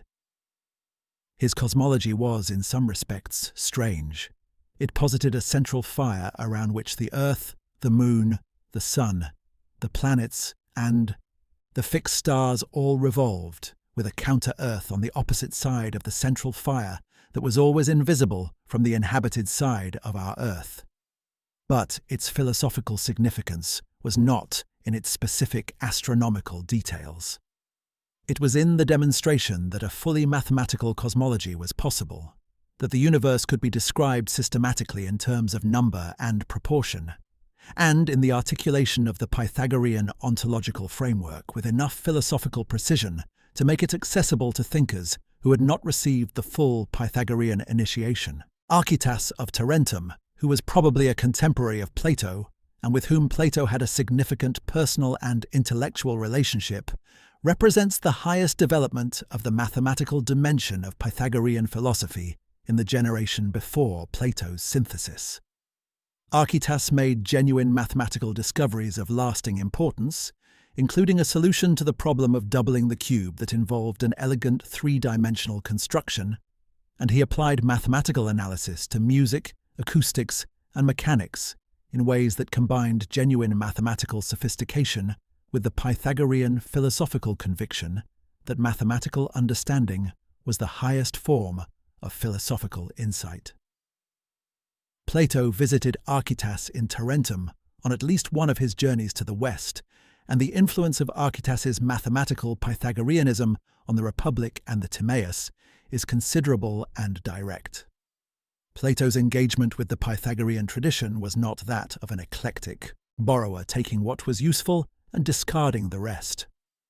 It was a genuine philosophical synthesis in which the Pythagorean vision of mathematical reality was transformed by being combined with Socratic concern for the definition of virtue and Platonic dialectical method into something more powerful than either of its inputs. The theory of forms, Plato's central philosophical doctrine, the idea that the objects of genuine knowledge are not the particular things of sense experience, but the universal, immutable, mathematical structures that those particular things imperfectly instantiate, is the Pythagorean ontology of number transformed into a general account of all intelligible objects. The mathematical forms are a specific and especially clear case of the Platonic form in general, and the Pythagorean discovery that mathematical relationships were the same in all their instantiations, the same ratio regardless of the medium, was the model on which the general theory was built. The Timaeus, Plato's account of the creation of the cosmos, is probably the most explicitly Pythagorean of his dialogues. Its central claim that the creator, the demiurge, constructed the world according to mathematical principles, modelling it on the eternal mathematical patterns of the forms, is a mythological elaboration of the Pythagorean conviction that the mathematical structure of the cosmos was not accidental, but constitutive. The soul of the world, in the Timaeus, is constructed from specific mathematical proportions, from the same harmonic ratios that govern musical intervals, in an explicit application of the Pythagorean musical cosmology to the metaphysics of creation. The cosmos is a musical instrument. Its soul is a harmony. Its structure is mathematical. Plato is saying this in the language of philosophical myth, but the philosophical content is recognizably Pythagorean. Part 13. The Critics. What Pythagoras got wrong. No serious engagement with Pythagorean philosophy can afford to avoid the serious criticisms that have been directed at its central claims over the 2.5 millennia since those claims were first articulated. Pythagoras was one of the most original and most influential philosophical thinkers of the ancient world. He was not infallible. His arguments have genuine weaknesses. His central vision, for all its remarkable depth and its remarkable predictive power, encounters difficulties that deserve genuine engagement rather than dismissal in the name of reverence. The most fundamental criticism targets the ontological claim that number is the principle of all things, that mathematical relationship is not merely descriptive of physical reality, but constitutive of it. This is a claim that is both deeply attractive and deeply problematic, and the difficulty of assessing it precisely is itself philosophically significant. On the one hand, the subsequent history of physics has provided a series of confirmations of something like the Pythagorean vision that are genuinely remarkable. The mathematical structure of the universe, the fact that its fundamental laws are expressible in precise mathematical form, that the same mathematical structures appear at very different scales and in very different physical domains, that nature seems to be written, as Galileo put it, in the language of mathematics, is one of the deepest and most persistent puzzles of natural science. The physicist Eugene Wigner's famous paper on the unreasonable effectiveness of mathematics in the natural sciences is essentially a modern restatement of the Pythagorean puzzle. Why does the universe submit to mathematical description so perfectly? On the other hand, the specific form of the Pythagorean claim, that number is the substance of things, that physical objects are literally made of numbers, runs into difficulties that the tradition never fully resolved. Aristotle raised the most penetrating ancient objection. If things are made of numbers, how do the numbers combine to produce the spatial extension and the physical properties of material objects? Numbers, as such, are abstract objects. They have no spatial location, no physical weight, no material composition. How can the combination of entities with no spatial or material properties produce entities with spatial and material properties? This is the ancestor of the modern mind-body problem, and it is a genuine difficulty that the Pythagorean ontology generates without providing obvious resources to resolve. The response available within the Pythagorean tradition was to appeal to the concept of limit and the unlimited, the idea that physical things are generated by the imposition of limit, understood as mathematical form, on the unlimited, understood as the indeterminate material substrate. But this response tends to push the problem back rather than resolve it. What exactly is the unlimited, and how does its combination with the mathematical limit produce the specific physical properties of things? The ancient sources do not provide a sufficiently precise answer to this question, and the subsequent tradition of Neo-Pythagorean and Neoplatonist thought addressed it primarily by making the ontological structure more elaborate, rather than by providing a more precise account of how mathematical structure generates physical properties. A related philosophical difficulty concerns the relationship between the different kinds of numbers that the Pythagorean tradition distinguished. The tradition was acutely aware that not all numbers were alike, that the relationships between numbers were not always expressible in simple whole number ratios. The discovery of incommensurability, the discovery that the ratio between the diagonal and the side of a square was not expressible as a ratio of two whole numbers, was, by tradition, devastating to certain Pythagorean commitments. If the world was constituted by whole number ratios, what was to be made of ratios that could not be expressed in whole numbers? The irrational numbers, numbers like the square root of 2, pi, phi, were not marginal exceptions, but pervasive features of the mathematical structure of space. A philosophy built on the primacy of simple, whole number ratios, had to find a way of accommodating the irrationals, and the ancient sources suggest that this accommodation was philosophically painful rather than philosophically smooth. The doctrine of transmigration has attracted persistent and philosophically serious criticism from a different direction. The standard objection is the problem of personal identity across incarnations. If the soul transmigrates into a different body, perhaps of a different species, with no apparent continuity of memory or personality, in what sense is the transmigrated soul the same soul? What is it that persists through the succession of bodies that constitutes the soul's history? The Pythagorean tradition's emphasis on the soul as harmonic ratio provides a partial answer. What persists is the soul's characteristic harmonic structure, its degree of philosophical development, the specific quality of its orientation toward or away from the cosmic harmony. But this answer faces the problem that a harmonic ratio, as an abstract mathematical structure, seems to be a type rather than a token, a description of a kind of thing rather than a particular individual thing.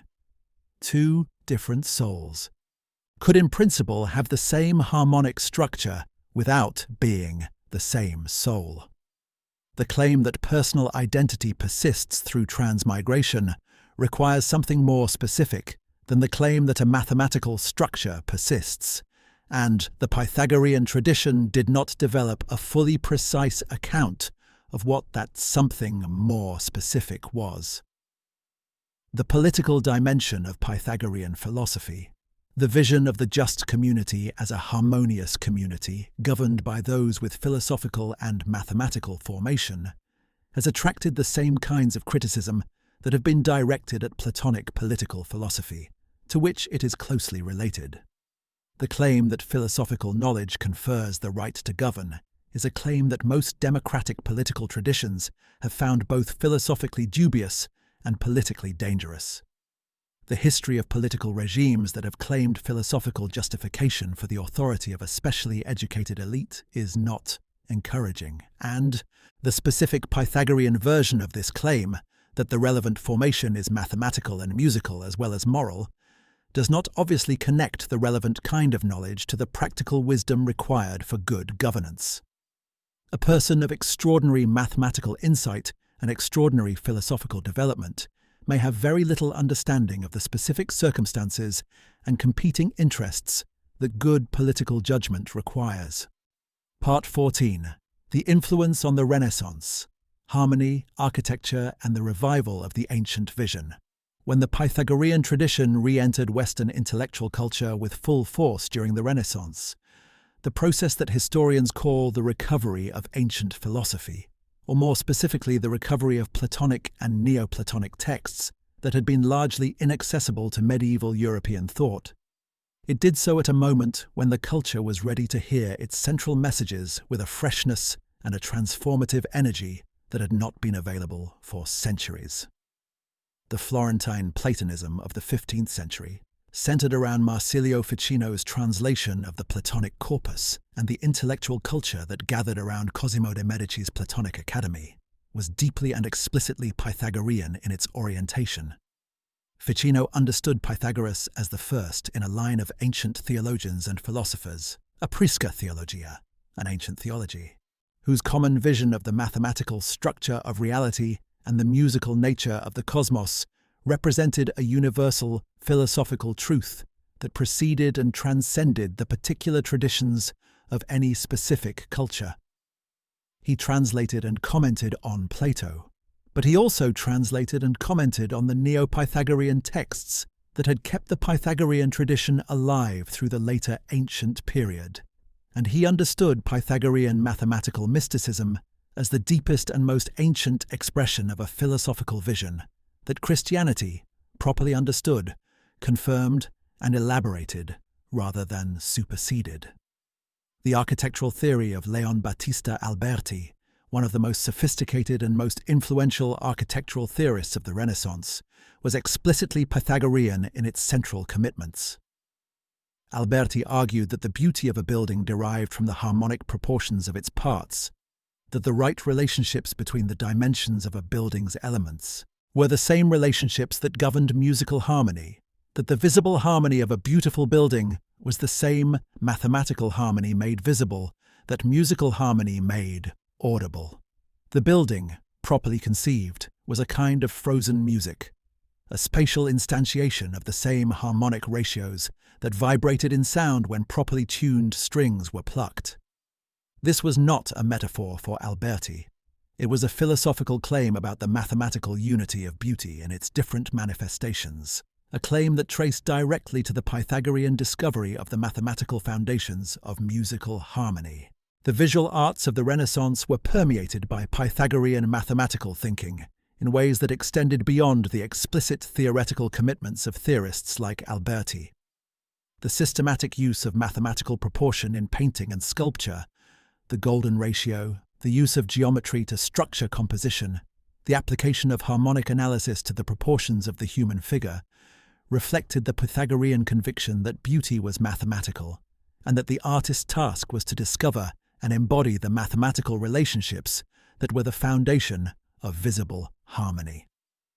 Piero della Francesca, one of the greatest painters of the Quattrocento, and also one of the most mathematically sophisticated artists in the history of Western art, exemplifies this synthesis. His paintings are at once visually extraordinary and mathematically rigorous, their spatial depth and their compositional harmony both grounded in a mathematical precision that was for him philosophical as much as technical.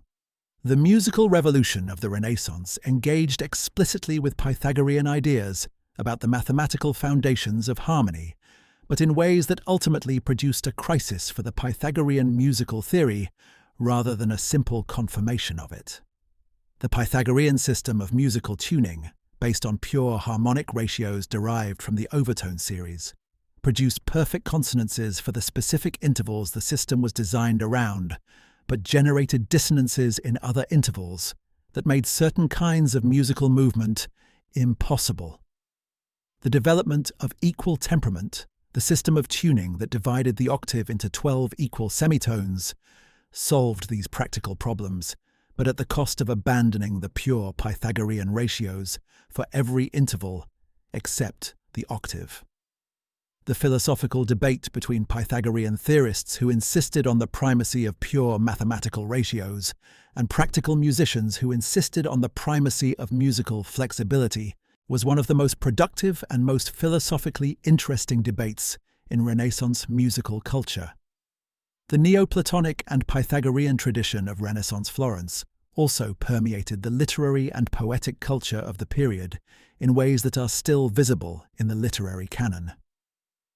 Dante's Paradise, organized as a musical cosmos, with the celestial spheres producing harmony as they revolve, is a medieval anticipation of the Renaissance Pythagorean revival. Shakespeare's musical cosmology, the music of the spheres in The Merchant of Venice, the cosmic harmony in The Tempest, draws on a Pythagorean tradition that had become part of the general educated culture of Renaissance Europe. Edmund Spenser's carefully mathematical stanzaic structures, Milton's cosmic music in Paradise Lost, the Pythagorean vision of the universe as a musical instrument whose harmony is the expression of its mathematical structure, suffuses the literary culture of the period at a level that is rarely acknowledged in literary history and that deserves more sustained attention than it typically receives. Part 15. Pythagoras and Modernity, the philosopher who anticipated everything. Pythagoras died more than 2.5 millennia ago, and the philosophical tradition he founded has never stopped being relevant. Not as a historical curiosity to be studied in the way one studies ancient civilizations, but as a living source of ideas about the nature of reality, the foundations of knowledge, the purpose of education, and the proper organization of the human life that continue to generate new applications and new insights in every generation that encounters them. The modern mathematical sciences have provided a series of confirmations of something like the Pythagorean vision that would have astonished even his most devoted ancient followers in their specific form while being perfectly recognizable in their philosophical character. The discovery that the fundamental laws of physics are expressible in precise mathematical form, that quantum mechanics, general relativity, and the standard model of particle physics are all, at their core, systems of equations describing the mathematical structure of physical phenomena, is the strongest possible confirmation of the Pythagorean intuition that the universe is, at its foundations, mathematical. The physicist's practice of using mathematical beauty and simplicity as criteria for evaluating theories, the conviction that the right theory will be mathematically elegant, that nature prefers simple equations to complicated ones, is a direct descendant of the Pythagorean aesthetic of cosmic harmony. The development of string theory in the late 20th century is perhaps the most explicitly Pythagorean development in contemporary theoretical physics. String theory proposes that the fundamental constituents of matter are not point particles, but tiny, vibrating strings, and that the different particles and forces of nature correspond to the different vibrational modes of these strings, exactly as the different musical tones correspond to the different vibrational modes of a stretched string. The cosmos in string theory is literally musical at its foundations. Its diversity is the diversity of vibrational patterns, and its structure is the structure of a vast and complex harmony. Whether or not string theory is correct, and the question of its empirical verification remains open, the remarkable fact that the most mathematically sophisticated attempt at a theory of everything in contemporary physics should take a literally Pythagorean form is philosophically striking. It is either an extraordinary coincidence or a confirmation that Pythagoras' initial intuition about the relationship between music, mathematics, and the structure of reality was pointing at something genuinely fundamental. The philosophy of mathematics, the branch of philosophy concerned with the question of what mathematical objects are and how we know about them, has been dominated since Plato, and behind Plato, since Pythagoras, by the tension between realism and nominalism. The mathematical realist says that numbers, sets, geometric objects, and mathematical structures in general are real, that they exist independently of human thought, and that mathematical discovery is genuine discovery of pre-existing truths rather than invention of human conventions. The mathematical nominalist says that numbers are fictions, or names, or concepts, or structures, that they have no existence independent of the minds that think about them and the practices that use them. This debate is still alive, still unresolved, and still generating sophisticated philosophical work. Its deepest roots are in the Pythagorean claim that number is the principle of all things. In the original act of philosophical audacity that proposed to take mathematical reality seriously as the deepest reality there is. The contemporary movement in cognitive science and neuroscience that studies mathematical cognition, the study of how human beings understand and reason about mathematical structures, has generated findings that are in interesting tension with both pure Platonism and pure nominalism, and that connect to the Pythagorean tradition in unexpected ways. Research on numerical cognition in infants and animals has established that certain very basic numerical capacities, the ability to distinguish small quantities, the sensitivity to certain kinds of numerical regularity, appear to be innate rather than culturally acquired. Research on the neural substrates of mathematical processing has identified specific brain regions associated with numerical and spatial reasoning that show consistent patterns across cultures and individuals. This evidence for the biological reality of mathematical cognition points toward a view of the relationship between mind and mathematical structure that is neither the pure Platonism of mind-independent mathematical objects nor the pure nominalism of entirely constructed mathematical conventions. A view that is, in its general shape, Pythagorean. Mathematical structure is real, but its reality is discovered through a form of cognitive engagement that is itself a feature of the natural world. The influence of the Pythagorean tradition on the culture of education has been persistent and largely unacknowledged. The quadrivium, the four-subject curriculum of arithmetic, geometry, music, and astronomy that formed the intellectual core of medieval European education, was explicitly Pythagorean in its organization and its philosophical rationale.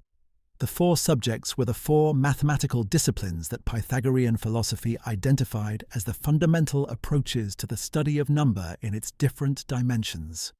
Arithmetic studied number in itself, geometry studied number in space, music studied number in time, as ratio and proportion among sounds, and astronomy studied number in both space and time, as the mathematical structure of the cosmos. The organization of the curriculum around these four disciplines was not a practical arrangement for covering useful subjects. It was a philosophical arrangement, a systematization of the Pythagorean conviction that mathematical understanding was the foundation of all genuine philosophical insight, and that the proper education of a human being began with the cultivation of mathematical perception in all its dimensions. Part 16. The Complete Vision. The Tetractys and the Integrated Philosophy.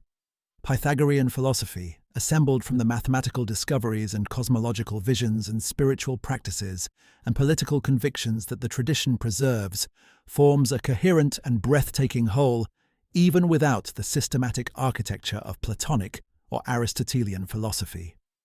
Its coherence is the coherence of a single master intuition, that reality is mathematical, that the soul is musical, and that the good life is the life of progressive alignment between the human soul's harmonic structure and the mathematical structure of the cosmos.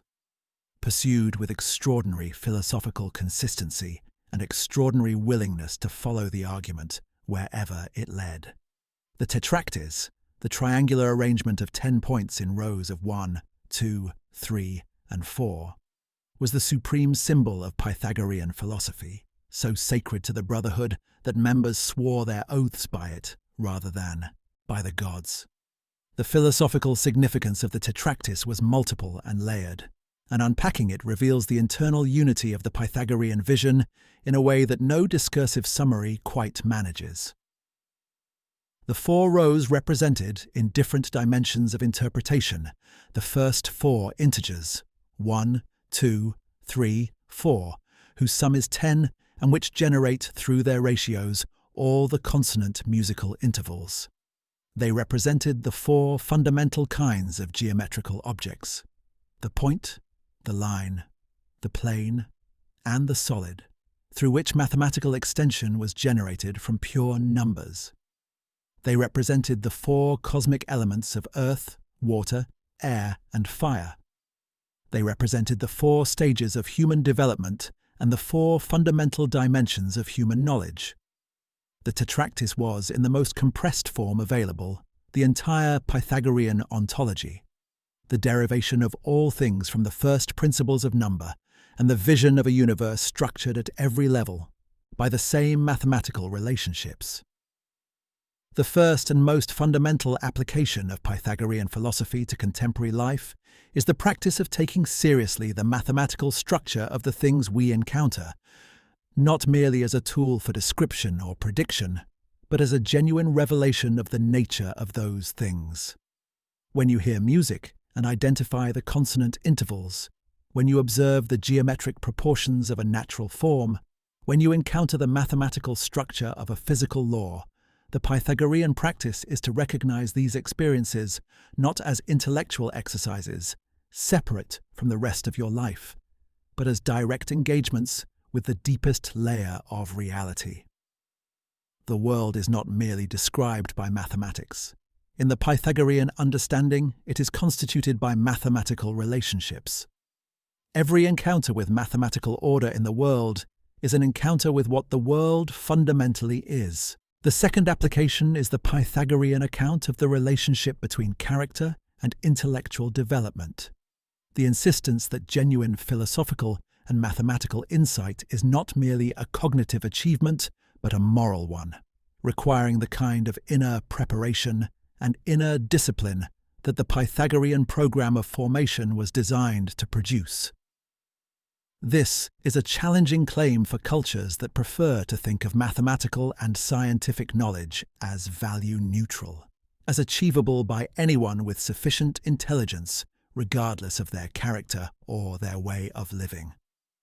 The Pythagorean counter-argument is that genuine insight, as opposed to mere computational competence, requires a quality of attention and perception that is cultivated through specific practices of discipline, silence, and communal life, and that cannot be separated from the character of the person who exercises it. This is not a mystical claim. It is a claim about the psychology of deep understanding that deserves to be taken seriously even by those who cannot accept all of the Pythagorean philosophical framework. The third application is the vision of education as transformation rather than information transfer. The Pythagorean practice of graduated initiation, of the long period of silent formation before active philosophical engagement, of the communal organization that made philosophical development a shared practice rather than a solitary intellectual achievement. This vision of what education is and what it is for stands as a permanent challenge to every model of education that reduces learning to the accumulation of information or the development of marketable skills. Genuine education, in the Pythagorean account, is the reshaping of the soul, the progressive alignment of the student's habits of attention, desire, perception, and reasoning with the mathematical and philosophical structure of reality. This is a more demanding vision of what education requires of the teacher, of the student, and of the institution than most contemporary educational systems are prepared to embrace. It is also a more philosophically serious vision of what education is for. The fourth application is the Pythagorean understanding of community, the vision of a community organized around shared philosophical commitments rather than around conventional goods, in which the common life is structured to support and express the philosophical development of its members rather than merely to coordinate their self-interested interactions. The Pythagorean brotherhood was, in one sense, an experiment in the possibility of such a community, and the experiment ended badly in the political conflicts that destroyed the original institution. But the vision it embodied, of a community whose deepest shared purpose was the cultivation of philosophical understanding and the alignment of human life with the mathematical order of the cosmos, has never ceased to be an inspiration and a challenge to every community that has encountered it. The fifth application concerns the Pythagorean aesthetic, the conviction that beauty is mathematical, that the perception of harmony in music, in architecture, in natural form, and in mathematical structure itself is a form of genuine philosophical insight, rather than merely a subjective aesthetic response. This is a claim that is easy to caricature and easy to misapply. The history of aesthetic rationalism includes many examples of mathematically rigid systems that produced more correctness than beauty. But that points towards something genuinely important about the relationship between aesthetic perception and philosophical understanding. The experience of genuine beauty in mathematics, the mathematician's response to an elegant proof, the physicist's response to a beautiful equation, the musician's response to a perfectly voiced chord, is, in the Pythagorean tradition, not merely an intellectual pleasure. It is a form of direct contact with the mathematical structure of reality, a moment in which the soul's harmonic capacity resonates with the cosmic harmony it was made to perceive. The sixth application is the Pythagorean political vision, the understanding of justice as harmony, of the just community as one whose parts stand to one another in the right mathematical proportions, of political wisdom as the ability to perceive and implement the harmonic ordering that a community requires. This is a vision of political life that is both profoundly inspiring and genuinely dangerous, as the history of political regimes that have claimed philosophical justification demonstrates. Its contribution to contemporary political thought is not as a blueprint for governance, but as a constant reminder that political arrangements have a philosophical dimension, that the question of what justice is and what the just community looks like is not merely a question of competing interests and negotiated compromises, but a question about the nature of human flourishing and the mathematical order of things. The seventh and final application is the one that unifies all the others, the practice of attending to the mathematical structure of experience, of listening to the world in the Pythagorean sense, hearing in the regularities and proportions of natural phenomena, the expression of the harmonic order that constitutes them. Pythagoras' lamp was not a lamp carried through the streets in daylight. It was the lamp of mathematical perception, the capacity to hear the cosmos as music, to see the world as geometry, to understand experience as the expression of number. This lamp requires cultivation. It requires the disciplines of silence and attention and mathematical practice that the Pythagorean tradition specified. But the light it produces, the clarity of mathematical perception applied to the structure of experience, is one of the most powerful philosophical instruments available to any person willing to develop it. Part 17. Pythagoras and Scientific Revolution. The philosopher who prepared the way. Pythagoras died, by most ancient accounts, sometime around 495 BCE, in the aftermath of the political violence that destroyed the first Pythagorean communities in Magna Graecia. He has not stayed dead in any intellectually meaningful sense.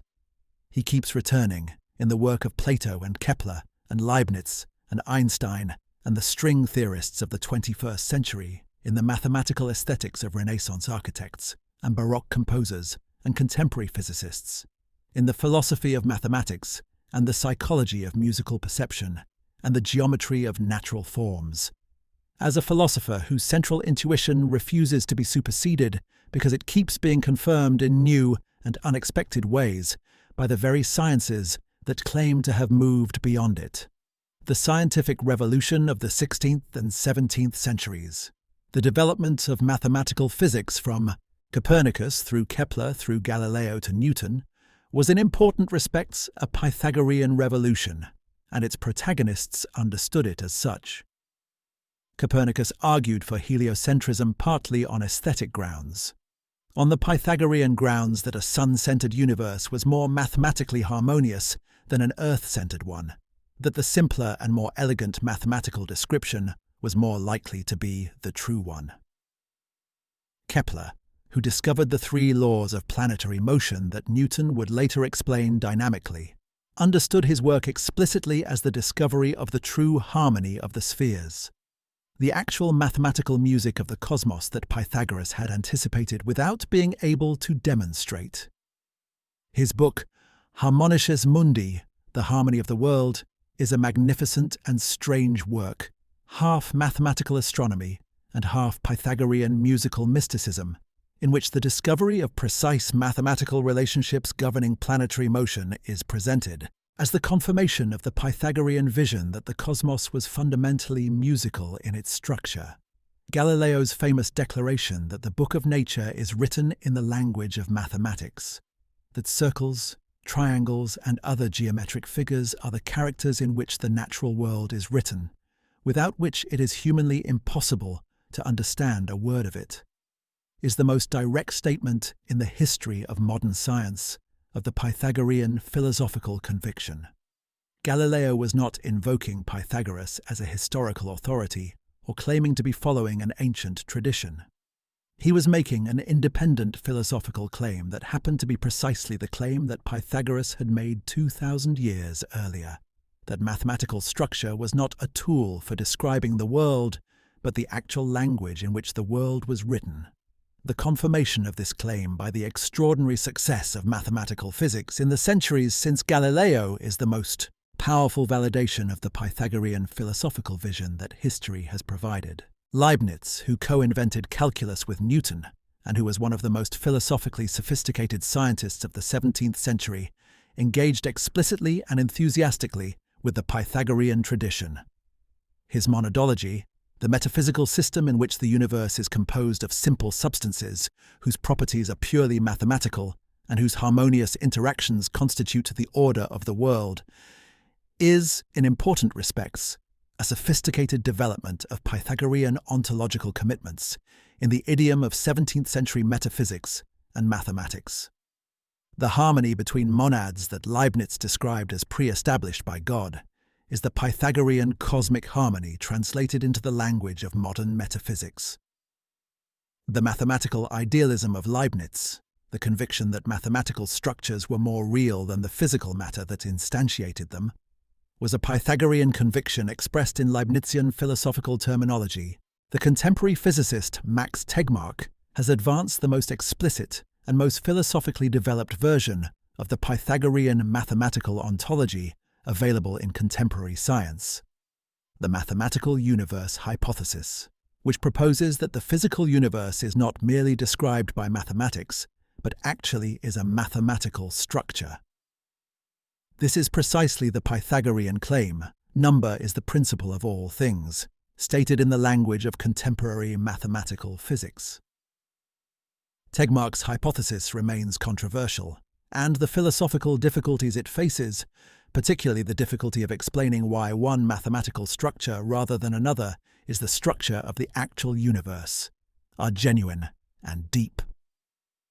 But the fact that this hypothesis is taken seriously by serious physicists and philosophers, that it is discussed in the pages of peer-reviewed physics journals rather than in the writings of mathematical mystics, is itself a significant philosophical fact.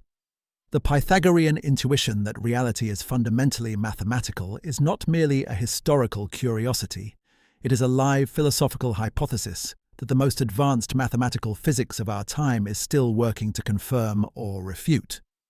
The neuroscience and psychology of music have generated findings in the past several decades that are, in their own way, deeply Pythagorean.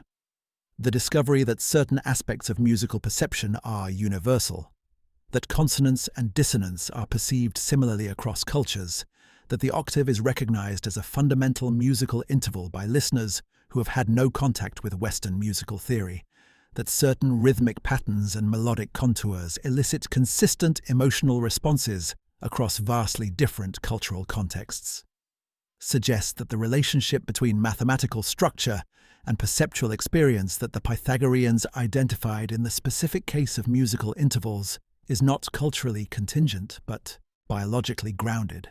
The human ear and the human brain are, it appears, mathematically structured organs whose design makes them sensitive to the same harmonic ratios that the Pythagoreans identified as the mathematical foundations of musical beauty.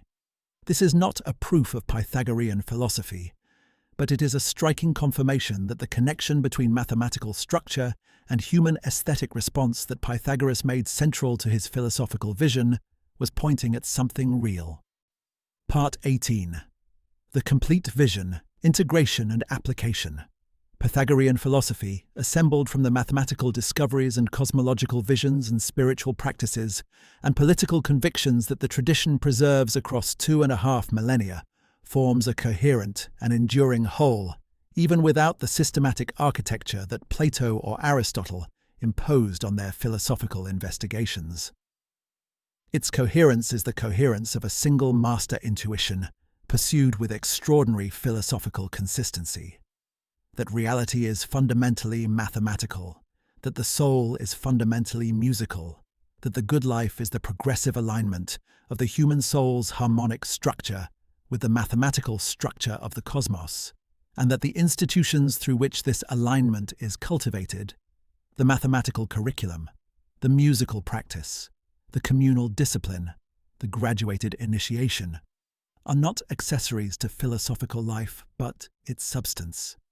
And its application to contemporary life is, if anything, more pressing than it was in Croton in the 6th century BCE, because the culture we inhabit has made the Pythagorean questions simultaneously more urgent and more difficult to ask. The first application is the most basic, and in some respects the most radical, taking seriously the claim that the universe is mathematical, that the mathematical structures we encounter in the natural world are not merely convenient descriptions of a world that exists independently of those descriptions, but genuine features of reality that mathematical investigation is actually revealing. This is not a claim that requires assent to every detail of ancient Pythagorean cosmology. It is a claim about how to relate to the mathematical structure of experience, whether to treat it as a useful tool or as a genuine revelation. The Pythagorean practice is to treat it as a revelation, and to allow that treatment to shape the quality of attention one brings to mathematical and scientific investigation. Mathematics, on this view, is not merely a skill to be developed or an instrument to be deployed. It is a form of philosophical practice, a way of attending to the deeper structure of reality that is both intellectually and spiritually significant. The second application is the Pythagorean understanding of musical experience as a form of philosophical insight. This is not the commonplace observation that music is emotionally significant or that musical training is beneficial for general cognitive development. It is a more specific and more philosophically demanding claim that the experience of harmony, the direct perception of mathematical relationship through the medium of sound, is a form of genuine contact with the mathematical structure of reality, and that cultivating the capacity for this kind of perception is a form of philosophical development rather than merely aesthetic education. The Pythagorean practice is to listen to music not merely as an emotional or aesthetic experience, but as a philosophical one, to attend to the mathematical relationships that constitute the harmony one hears, and to recognize in that attention a form of direct engagement with the kind of structure that the universe at its deepest level is made of. The third application is the Pythagorean vision of education as the cultivation of the soul's capacity for mathematical and philosophical perception, a vision that stands as a permanent challenge to every reductive account of what education is for. Education, in the Pythagorean understanding, is not the transfer of information or the development of vocational skills, or even the cultivation of critical thinking in the purely procedural sense. It is the progressive alignment of the soul's perceptual and intellectual capacities with the mathematical and harmonic structure of reality. This requires time. It requires silence. It requires the kinds of sustained, disciplined practice that do not produce measurable outcomes in short timeframes. It requires a community organized around the shared commitment to this kind of development, rather than around the conventional goods of wealth, status, and competitive individual achievement. These requirements are deeply inconvenient for contemporary educational culture, which is precisely why the Pythagorean vision of education deserves sustained philosophical attention. The fourth application is the Pythagorean practice of attending to the harmonious and disharmonious relationships in one's own life, of applying the mathematical categories of proportion and ratio not just to the physical world, but to the internal world of desire, emotion, and habit. A life in which one's desires are in good proportion to one another, in which the different dimensions of one's life stand to one another in relationships that support rather than undermine one's philosophical development, is a life that is, in the Pythagorean sense, healthy. A life whose soul is in a state of harmony that enables genuine perception and genuine understanding. A life in which desires are disproportionate, in which the appetite for wealth or status or pleasure has overwhelmed the capacity for mathematical and philosophical attention, is a life whose soul is in a state of disease, regardless of how successful it appears by conventional criteria.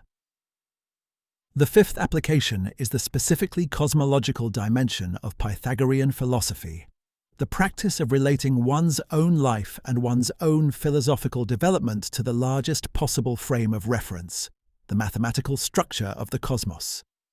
This is perhaps the most difficult of the Pythagorean applications to articulate in terms that contemporary culture finds accessible, because it requires a relationship to cosmic scale that most contemporary frameworks for individual human development do not encourage.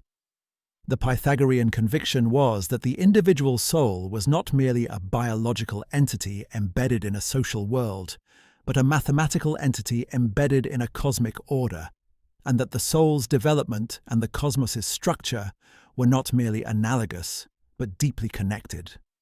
That in understanding the mathematical order of the universe, the soul was also understanding its own deepest nature. Conclusion. the courage to hear the harmony. We began with a man who declared that number is the principle of all things, and who, in saying so, initiated the most persistent and most productive philosophical question in the history of Western thought. What is the relationship between the mathematical order we discover in the world and the world in which we discover it? We end with a question. What do you do with this philosophy? How do you take Pythagoras' radical, demanding, mathematically grounded vision and allow it to transform the way you engage with the world you actually inhabit? The answer begins with a quality of attention that is easier to describe than to cultivate. The Pythagorean practice is not primarily a practice of belief, of assenting to the proposition that the universe is mathematical, but a practice of perception, of learning to see and hear and understand the world in a way that attends to its mathematical structure as the expression of what it fundamentally is.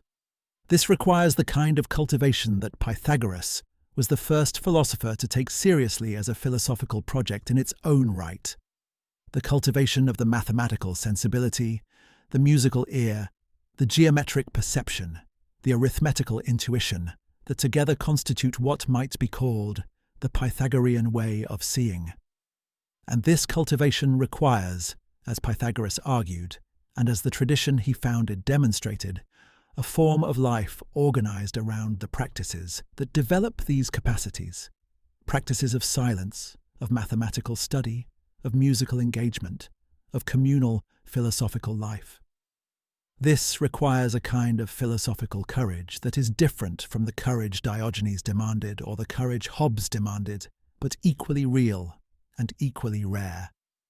It is not the courage to live without conventional goods, though that may be part of it. It is not the courage to face the state of nature honestly, though the Pythagorean account of what we are and what the cosmos is carries its own forms of unsettling honesty. It is the courage to take mathematics seriously, not as a tool or a language or a professional skill, but as what Pythagoras said it was, the most direct available access to the deepest structure of reality, a form of philosophical practice as significant for the soul as any other form of cultivation, and a guide to the character of the universe that no other approach to knowledge can replace or surpass. But this courage does not require becoming a Pythagorean in the full historical sense, with the dietary rules and the communal property and the 5 years of ritual silence. The version of Pythagorean practice available to most people in most circumstances is something more accessible and, if taken seriously, no less transformative. It is the practice of attending with genuine philosophical seriousness to the mathematical structure of the world, of allowing the experience of musical harmony to be a philosophical experience as well as an aesthetic one, of bringing genuine attention to the geometric proportions of natural forms, of relating to the equations of physics as revelations of cosmic structure, rather than mere technical tools. It is the practice of organizing one's intellectual life around the cultivation of genuine mathematical understanding, rather than merely mathematical competence. It is the practice of taking the question of the soul's harmony, the question of whether one's desires and habits and attention are in the right proportions to one another and to the world, as seriously as Pythagoras took it. Pythagoras would say that most people live in a state of philosophical deafness, unable to hear the harmony of the cosmos that surrounds them, because the habits of conventional life have trained their attention toward the conventional and away from the mathematical, toward the immediately useful and away from the fundamentally real. The person who spends their life acquiring conventional goods and conventional status and conventional pleasures without ever attending to the mathematical structure of the world they inhabit is, in the Pythagorean analysis, a person who has lived in the presence of the most extraordinary music ever performed without ever stopping to listen to it. The tragedy is not that the music is inaccessible. It is that accessibility requires a cultivation that conventional life does not encourage, and that most people, therefore, never undertake. The tetractys that Pythagorean brotherhood swore by, the triangle of 10 points whose rows encoded the generation of all things from the first principles of number, was not merely a mathematical curiosity or a cult symbol. It was a compressed philosophical statement that the universe is structured from the simplest possible beginnings, by the most fundamental of mathematical operations, into the most complex and most beautiful of forms. The point generates the line generates the plane generates the solid is the world. Number generates ratio generates harmony generates cosmos. The soul participates in this generation because it is itself a harmony, a ratio of elements whose right ordering constitutes its health, and whose alignment with the cosmic harmony constitutes its highest good. The man who remembered his previous lives, who heard the music of the spheres, who proved, or discovered, or transmitted, that the diagonal of a square cannot be measured by its side, who founded a community that lasted for generations on the conviction that a life organized around mathematical understanding was the best life available to human beings. This man asked the deepest available version of the question that all philosophical inquiry ultimately comes back to. What is the world made of, and what must we do to understand it? His answer, that the world is made of numbers and that we must become harmonic to understand it, is 2,500 years old. It has never stopped being worth taking seriously. The cosmos is still playing. The question is whether we are ready to listen.